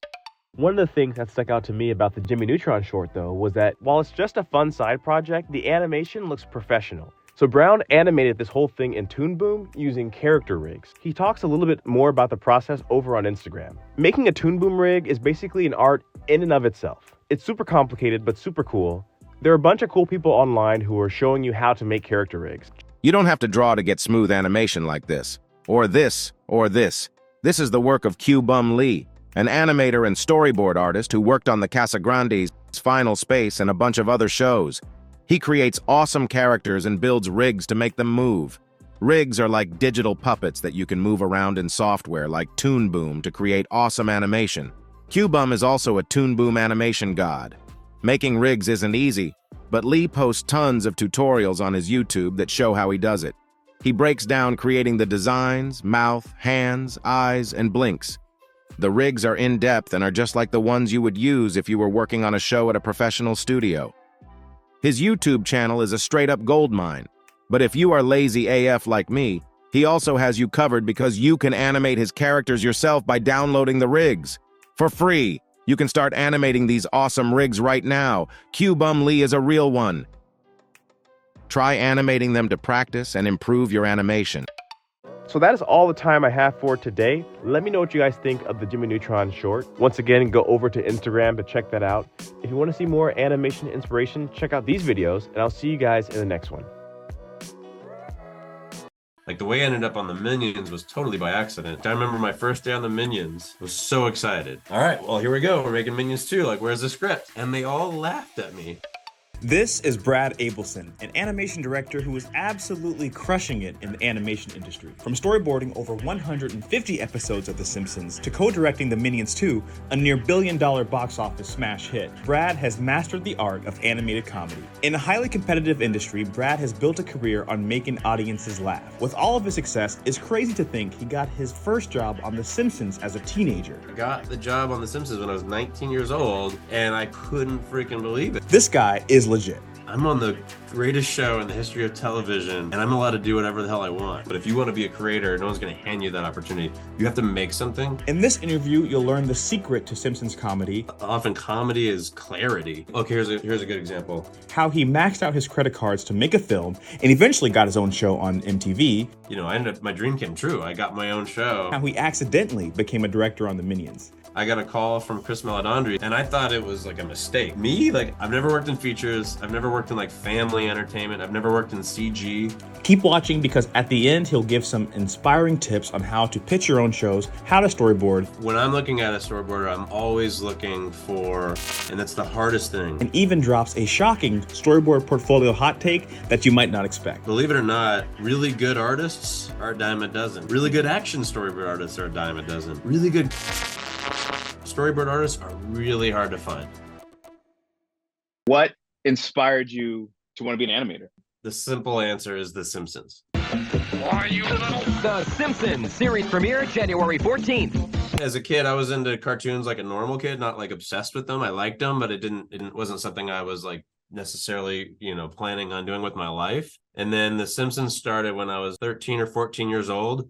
It changed everything. I was just like, something about this show, the look of it, the humor, how it was smart and irreverent and heartfelt. Like I was just like obsessed, like so much so that if you ask anybody I went to high school with what they remember about me, they'd be like, oh, the Simpsons guy. Because I was drawing them on every surface I could get my hands on. But I was also like, watching the episodes and memorizing the lines. But what's funny is it never occurred to me, even when I was obsessed with the Simpsons in high school, that I could work on the show. It wasn't until when I was at USC, the summer between my sophomore and junior year, and I had this animation teacher, and he's just like, dude, you draw The Simpsons so good, you love it so much, you should apply for a job on The Simpsons. I was like, you can do that? He's like, yeah, what do you got to lose? So long story short, I applied and I got the job on The Simpsons when I was 19 years old in college, and I couldn't freaking believe it. It was beyond a dream come true, because I didn't even know it was a dream I could have. I was like, hell yeah. So that's what I did for the junior and senior year of USC. I was working almost full-time, on The Simpsons while I was taking all my film school classes. It was nuts. I didn't sleep for 2 years, but it was the greatest 2 years of my life. I was on The Simpsons for 20 years. For most of those 20 years, I was a storyboard artist. Are there any particular episodes or sequences that maybe really challenged you? Oh man, so many of them challenged me. So this one year, I storyboarded a Halloween, segment called Night of the Dolphins. And give my approval to this dolphin internment camp? I don't think so. Lisa, dolphins love to wear clothes and jump through flaming hoops. It's all part of God's plan. So it was really funny and crazy. But part of what made it so fun is I was good friends with the writer and I was good friends with the director. And normally this didn't happen, but like in that situation, they were both like, we all kind of were like riffing and working together, and they kind of let me go off script and go buck wild with like really ambitious camera moves and violence and all kinds of stuff that wasn't necessarily in the script. And so that was probably my favorite experience, and it came out great. It's still, I think, one of the funniest Halloween, episodes. The big game changer for the whole industry, but Simpsons was one of the first shows to start with it, was being able to make your own animatics or rough animatics. It was a little controversial when it first happened, because we were first given the software Storyboard Pro and told, you don't mess with the timing or the timeline, just draw on it. You use it to draw your panels. It's a nice efficient way of organizing your panels, and then we'll send it to the editor and let them do their thing like they always do. Well, me and this other storyboard artist named Lucas Gray, we shared an office, and at the time we were pretty young and ambitious and eager to please. We were just excited at the potential of the software where you could bring in the audio and actually work to the audio and plot out little camera moves and see it in real time. And so even though they told us not to, we took this one episode and we just made animatics, and we didn't tell anybody until our storyboard meeting. And when we went in there, we still had the paper version that we printed out, so we didn't want to get fired or anything. But we also brought in the QuickTime on our laptop, and we were like, hey, I know you didn't ask us to do this, but we couldn't help. We got excited. Here's a rough animatic, and the timing was rough. We weren't trying to make it perfect. We pushed play, and you just saw an animatic. It was very obvious when stuff was working, when camera moves, poses were hitting on the right, moments. It just felt right. And we didn't have to talk about it because it was just working. And then when something was a little weird, we'd stop the movie and we talk about it. But we ended up having such a fast meeting that the directors were like, why isn't everybody doing this? And we were like, yeah, they can. And then we had a big meeting with all the storyboard artists where the directors were like, so from now on, we want you guys to do what Brad and Lucas just did, make your own animatics. And all the other storyboard artists were pissed. They're like, what? We're not being paid to be editors. We're not being paid to be timers. We're not getting extra time. What the hell? And we made enemies very quickly with the rest of the storyboard artists. And we were like, well, we weren't trying to be rebels or anything. We just it just creatively unlocked so much for us, so much potential for us to feel like we were filmmakers. But it definitely, we made enemies after that. But then it was pretty soon after that not just The Simpsons, but every show just did that. It was inevitable. It was going to happen. I'd say after about 5 years on The Simpsons of just loving every minute of it and absorbing all this information and pinching myself every day that I was working on my favorite show. So after about 5 years that I kind of got that itch that, okay, I feel like now I have like a good handle on this. I want to do my own show. I want to be the Matt Groening. So I began developing my own idea for a show. And I did what I would recommend anybody does who's trying to break out from just, not that there's anything wrong with just being a storyboard artist on a show, but if you want to be a creator, no one's going to hand you that opportunity. You have to make something.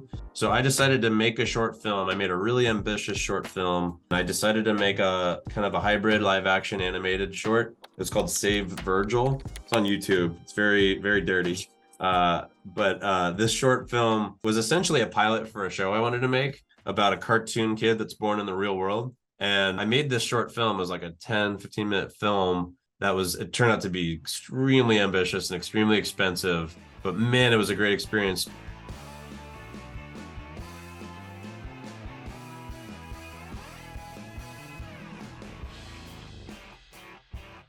I was working on The Simpsons by day, but I used my own money. I maxed out every credit card I could get, and I funded this really expensive, ambitious short film where first we shot the live action, but I had everything storyboarded for the cartoon characters.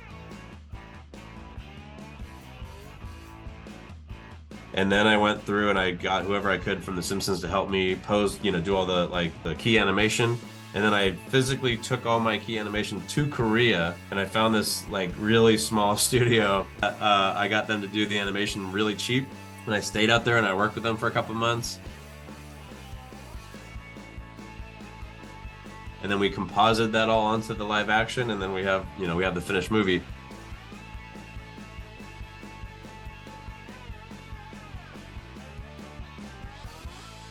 I'm making it sound really easy, but it was like a 2 or 3 year massive undertaking that nearly killed me. It was so crazy. I learned so much, and I had to do that in order to learn the whole process. Like when you work as a storyboard artist or an animator, that's just one small part of the big picture. But when you make your own film, you learn it all. And so it was a great experience. And it did exactly what I was hoping it would do. Is it got me some attention as someone with a vision as a director. And I got a pilot deal to make this Save Virgil as a TV show. It never ended up going to series, but it got me in the door. It got me agents. It got me meetings with other producers. And this one producer named Mike Clements, who is one of many producers I met. I first got into that development. He's the one who hired me to develop Good Vibes. And Good Vibes was actually an idea that him and I had together. We were making pilots, a whole bunch of pilots, some that were our ideas, some that were his ideas, some that were writer ideas. And then eventually we pitched Good Vibes, and it got picked up. My dream came true. I got my own show. An incredible experience. It was really hard. I learned really quickly the difference between, the resources that The Simpsons has versus a budget cable show. And, it was a lot of work, but it was a labor of love. We're really proud of what we did. As we were making it, we were all so confident in, with the writing and the voice cast and the animation. It all was coming together so beautifully that we were so confident that this was going to be my Simpsons. And so I pulled so many all-nighters. I didn't care. I was like, I have to lay the foundation for this show that's going to be my legacy. And what ended up happening is it was pretty much canceled before it ever even aired.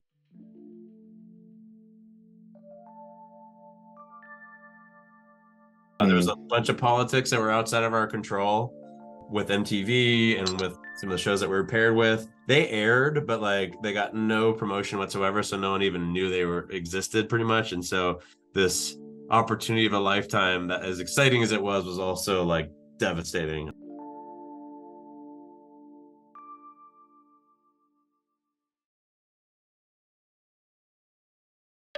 I want to give a shout out to 21 Draw. If you don't know, 21 Draw offers online courses and books on how to be a better artist for students at all skill levels. And all their courses are taught by some of the best artists in the world. You can take classes on character design, animation, background design, even promoting your stuff on social media. It's fantastic. Check out 21 Draw with the link below to help support the channel. This opportunity of a lifetime, that as exciting as it was also devastating. How sort of how quickly it sort of crumbled. But you know, again, I got that these experiences just like, you know, they give you so much more experience and you learn things from them. And the biggest thing I learned from that lesson was, you know, the reason it didn't succeed really didn't have anything to do with us, but we weren't a cheap show. The look of the animation was pretty much like The Simpsons. It was like prime time level animation on a you know, eighth of the budget that The Simpsons has. So when Mike Clements and I were like, we want to come up with another show, we learned that what if we figure out a way to do a show that it's so cheap and so simple and so fast that there's no risk, basically like South Park. So Our next show that we came up with, it was called the Legends of Chamberlain Heights. It was about these like freshman basketball players who are like bench warmers. And it was really fun. And if you look at it, it's like the polar opposite of Good Vibes. It's like the South Park, you know, super simple. But that was a really cool experience too, just like challenging myself to figure out how to make a show hopefully as visually interesting and even to some extent dynamic that's super flat and simple, almost like Charlie Brown comics. So that was kind of like the mission statement, is just like keep everything like peanuts, but try and still make it as, you know, dynamic and interesting as like The Simpsons. Now, does that visual stuff go into the pitch, or is that just kind of more for you? Both. The pitch, that's a big secret to, I think, the success like Clements and I have had is, you know, so many people pitch and they either come in with no art or maybe just a couple drawings. We always come in, we've pitched so many things over the years. We always come in with a little piece of content, not just a drawing or two, but a little animatic. Or in the case of Legends of Chamberlain Heights, we just straight up made a 5-minute little, you know, presentation. We were literally showing them what you're gonna get. This is what the show is gonna look like, and it made it such a simple transaction. They were like, we like it, like yes. And so when we made the show, nothing changed. It was that. Usually when you pitch a show, it's like this is, you know, kind of a jumping off point. You guys will develop it and turn it into whatever it is. But it's really powerful to come in with something that's hopefully, if it's good, fully realized, so that it takes all the thinking out of it. The people on the buying side can be like, yeah, like I like it, let's just make that. Yeah. So that was what we did with Legends, and it worked out pretty well. And I think all that stuff, without me even realizing it, are what sort of prepared me for becoming a feature director, which wasn't even something I was pursuing. Like the way I ended up on the Minions was totally by accident. Over the years when I was on The Simpsons, I used to do freelance for The Simpsons marketing department. So sometimes that meant doing drawings for t-shirts or toys or magazine covers, whatever. I made this relationship with this brilliant woman named Gail Harrison, who eventually went over to Illumination. I asked her if she had any freelance, and she's like, oh, I'm doing Minions now, but if you can draw Homer, you can draw a Minion. It's like Homer's head. So I started doing Minions freelance. She was like, can you pitch some ideas for some like short films or like whatever the assignment was, like a commercial or a gag, whatever. And I would use Storyboard Pro to just like make an animatic. She wasn't used to that. In features, nobody uses Storyboard Pro. Everybody uses just Photoshop. So when I would turn in these quick times where I would have minions moving and slapping each other and there'd be sound effects and you know, dialogue and music, she was just like, what is this witchcraft? And I'm thinking like, well, there's a lot of people on TV that can do this, but if she thinks I'm like, you know, special, great. And she showed this to the boss, Chris Meledandri, who's the guy who's like the Walt Disney of Illumination. And he was just like, dang, like get this guy over here. So I ended up going over to Illumination doing like more and more marketing.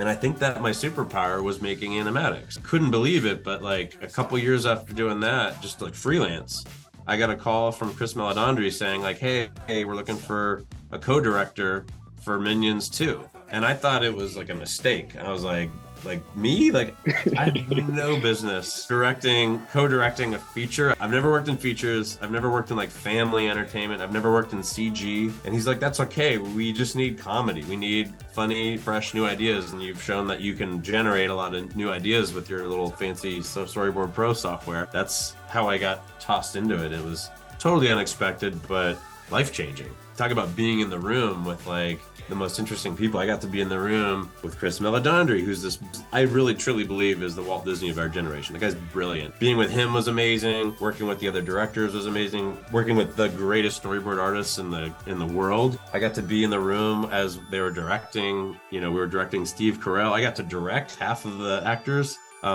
the whole experience was just crazy. I was pinching myself every day, being like, I don't know how I ended up here. Like, I feel like one of these days someone's going to realize that I'm a fraud and like, yank me out of here. So I better enjoy it while I can.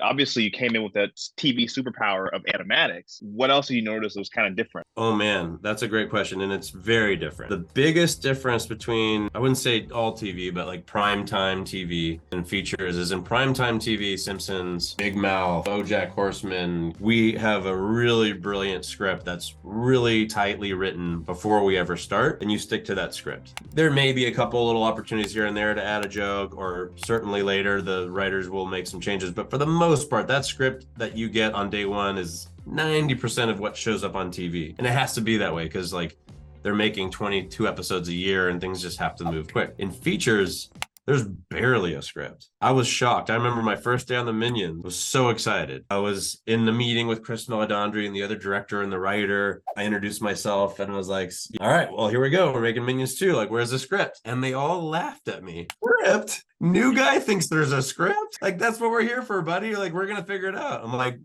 how do you build a house without a blueprint? There was a loose outline. There was a couple script pages that were, kind of a jumping off point, but for the most part in features, or at least on the Minions, I'm not even sure how it works at other studios because I've only worked at Illumination. Your script is just a loose sort of starting point, and it's kind of on you and the other storyboard artist and the director to kind of like try stuff. And then you make an animatic and you put it up on the screen and you all talk about it and you talk about what's working and what's not working. And for the most part, you end up redoing it over and over again. And it's heartbreaking at first because coming from TV where you're used to everything you draw being on the screen, you're like, oh, I just spent like weeks on this thing. And it's like, in some cases thrown out before you even get to show it because things change so fast. But that's just how it is in features. It's very iterative is the word, where you just keep trying stuff and you refine and you redo things, and you have to, as a storyboard artist, know that that's how it is and not fall in love with your work and be ready and draw really loose. That's something I've learned is to draw loose because like it's just going to change so much. There's no reason to put a lot of tiny little details. The other thing is in TV, we tend to, as a storyboard artists, we tend to draw all the details, get all the information on the screen, whether it's backgrounds, props, characters, make it all crystal clear because this is the blueprint that's going to be sent overseas and followed to a T. In features, there's a whole mess of other departments who are going to be designing the backgrounds and doing cool camera moves and lighting. You just need to kind of get the basic idea up on the screen and do it fast because you're going to be trying stuff. Sometimes our animatics, if you really stop and think about it, like it's just scribbles going by, but it's enough that you're like, okay, I know what's happening here, where there's, temporary dialogue and you've seen versions of it.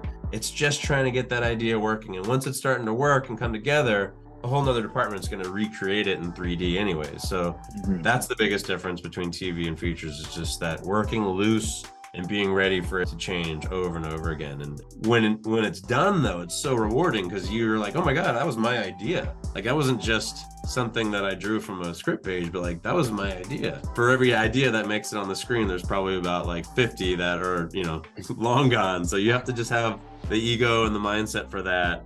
And that's something that I learned really quickly too, working with some of these feature storyboard artists who've worked in features for decades. Nothing phases them. I'd be crying about something I worked on so hard that got torn apart, and they're just like, dude, it's gonna change 20 times. You can't get attached to it. When you're thinking about storyboarding, you see young storyboard artists today. What's some of the mistakes they might make in their portfolio that you kind of always notice? When I'm looking at a storyboarder, I'm always looking for comedy. And that's the hardest thing. Believe it or not, like really good artists are a dime a dozen. Really good action storyboard artists are a dime a dozen. Really good comedy storyboard artists are really hard to find. I'm not downplaying action storyboards. It's a skill in and of itself. But there's a lot of people who can do that. But to be able to be funny and inventive and a lot of cleverness and some awareness of comedic timing and comedic staging to it. Maybe it's even in the way they're doing the drawings and the expressions on the faces.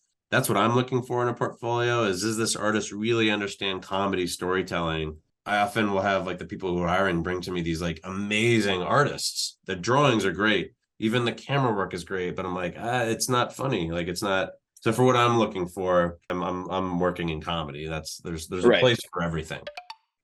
Awesome, man. Well, I appreciate it. Really Yeah, do. man. It's been awesome talking to you. You too. Yeah, great questions. I love your passion for this stuff, man. It's really inspiring. It was great to meet you, man. I hope that someday we'll have to grab a beer in the real world. Absolutely. That'd be cool. All right, man. Have a good night. Peace.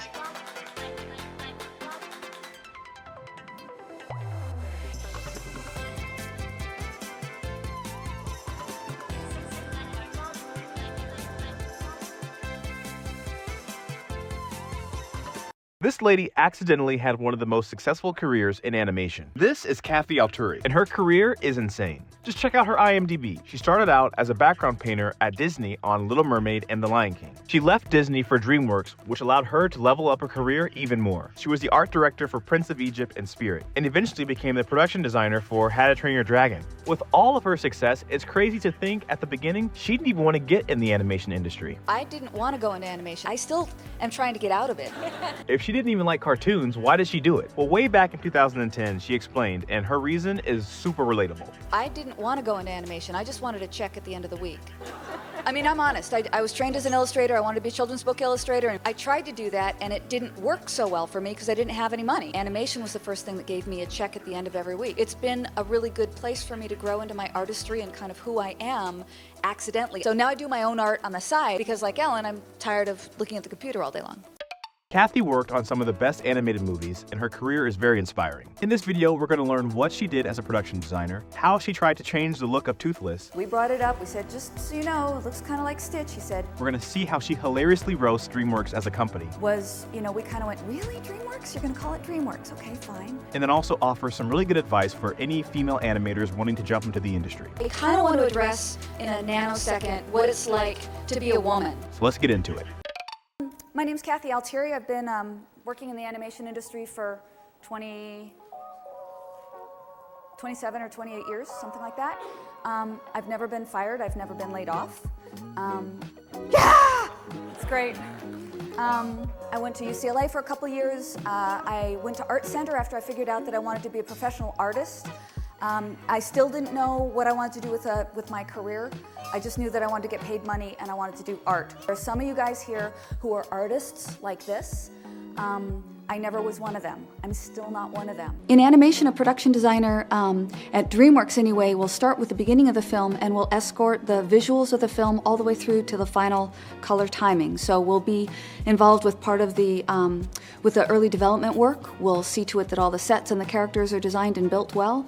Once the scenes are animated, they go into lighting. We oversee the lighting with the VFX soup and a DP if there's one, and then escort the whole thing through to the very end process. So it's a really overseeing of the visual look of the film from beginning to end. Everything that we do in terms of designing a film is the same thing that you would do designing a single image. So in an image, you've got an area of interest, you've got composition, you've got where you want to lead the eye. In a film, you have the same thing, but it's from the heart and it's from the emotion. So we want to lead your heart and we want to lead your emotions through the story that's being told. All the visual choices that we make have to support that emotional beat. So if something, for example, is a dramatic action chase sequence, you're going to find a lot of sharp edges and diagonals, a lot of contrast for visual activity, a lot of contrast in the music and the other supporting things that go on to support the chase sequence. If you have something else that's supposed to feel nurturing and safe and warm, it's going to have a whole different set of shape choices, color choices, and tone choices. My career trajectory has been more towards management and supervising people, which means that my skill shift has gone from doing art all day long to not doing art all day long. And that's huge for an artist, right? I mean, I'm trained as an artist and I started my career as a background painter and now I do know, did you see any of my artwork up there? No, you didn't, because I'm responsible for the look of the film. But when that comes to my day-to-day job, what I did on Dragon was sat in meetings all day, every day.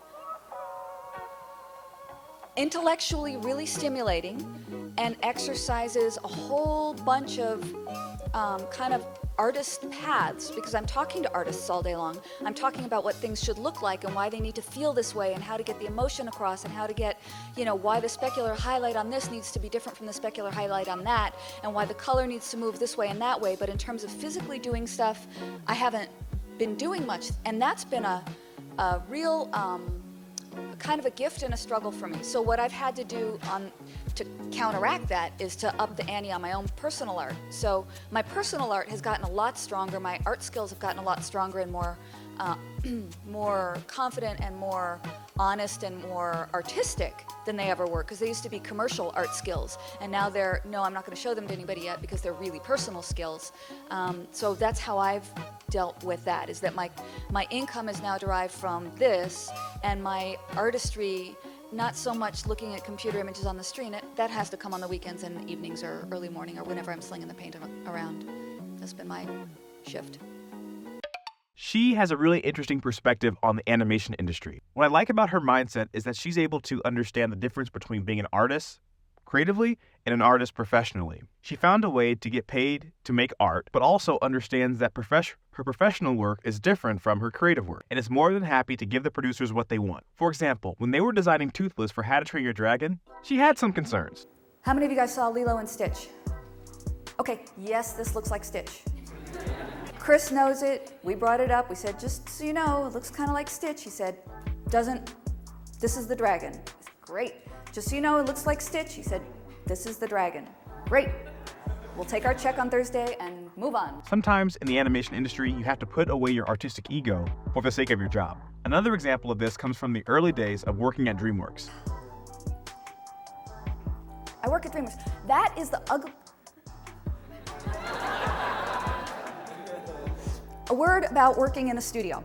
That is, in my opinion, one of the ugliest logos ever designed. I'm not supposed to say that. I work at DreamWorks. I love working at DreamWorks. I've been there for 15 years. What happened with that thing is that when the studio was formed and when they came up with the whole cloud thing, and I don't know if that was Spielberg and Katzenberg or where the cloud thing came up and the boy with the fishing line, the name itself was, we kind of went, really, DreamWorks? You're going to call it DreamWorks? Okay, fine. When they came up with the with the letters and the words, they called me in because I'm a color expert, and they said, what do you think? And I said, I think it looks like you're going to make juvenile films. Are you making children's films? And they said, no, we're not going to make children's films, but they should appeal to kids. I said, well, to me, just that logo says you're going to be making kids' films. I said, I would recommend just a nice, whatever, all blue or all white or all whatever. And it went through all the levels of approval, and they said, no, this is exactly what Steven Spielberg wants. So, my apologies for the logo. I had nothing to do with it. I tried. Questions like what advice you have for upcoming talent, it's her list. I mean, my list is you have to be reliable, you have to show up on time, you have to be pleasant to work with, you have to do like the best job you possibly can, you have to be pleasant and agreeable to work with.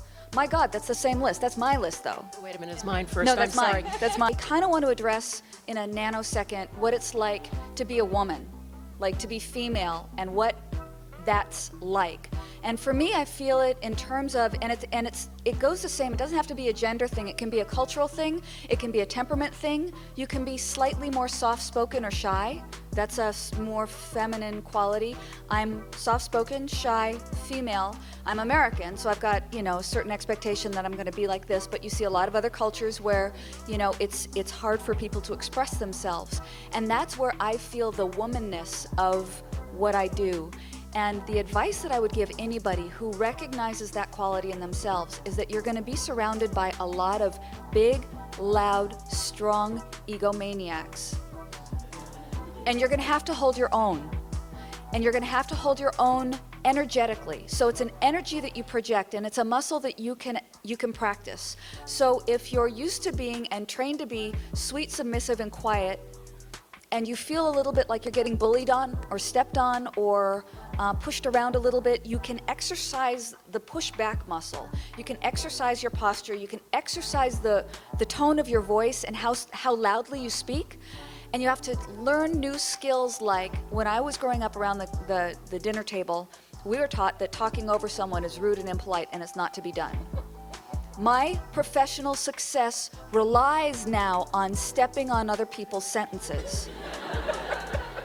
Would you please talk? And you cannot take know, that the one home thing with that I you. want to say that practice is that becomes a problem. Taking it home. Oh, yeah. And then you can't take that home either. You can't be the same woman on the job as you can at home, ever. You have to figure out a way to strip down those work clothes and that work boss persona of confident, aggressive, I'm going to meet your energy with mine, I'm right, I'm the boss, I'm a strong creative artist, I have a vision with, great idea, what would you like for dinner? But well, everybody can do it. It's not just we as women, we can do it, but everybody can do that. You learn how to chameleon your way into your life. I love her sense of humor. I think her art is really inspirational, and her point of view is something that I hope more people can understand about working in animation. In the comments below, let me know if you think she was right about this logo situation. I never noticed it, but now that I look at it, yeah, the logo does look pretty childish. If you want to see more quick videos of animation inspiration, check out these, and I'll see you guys in the next one.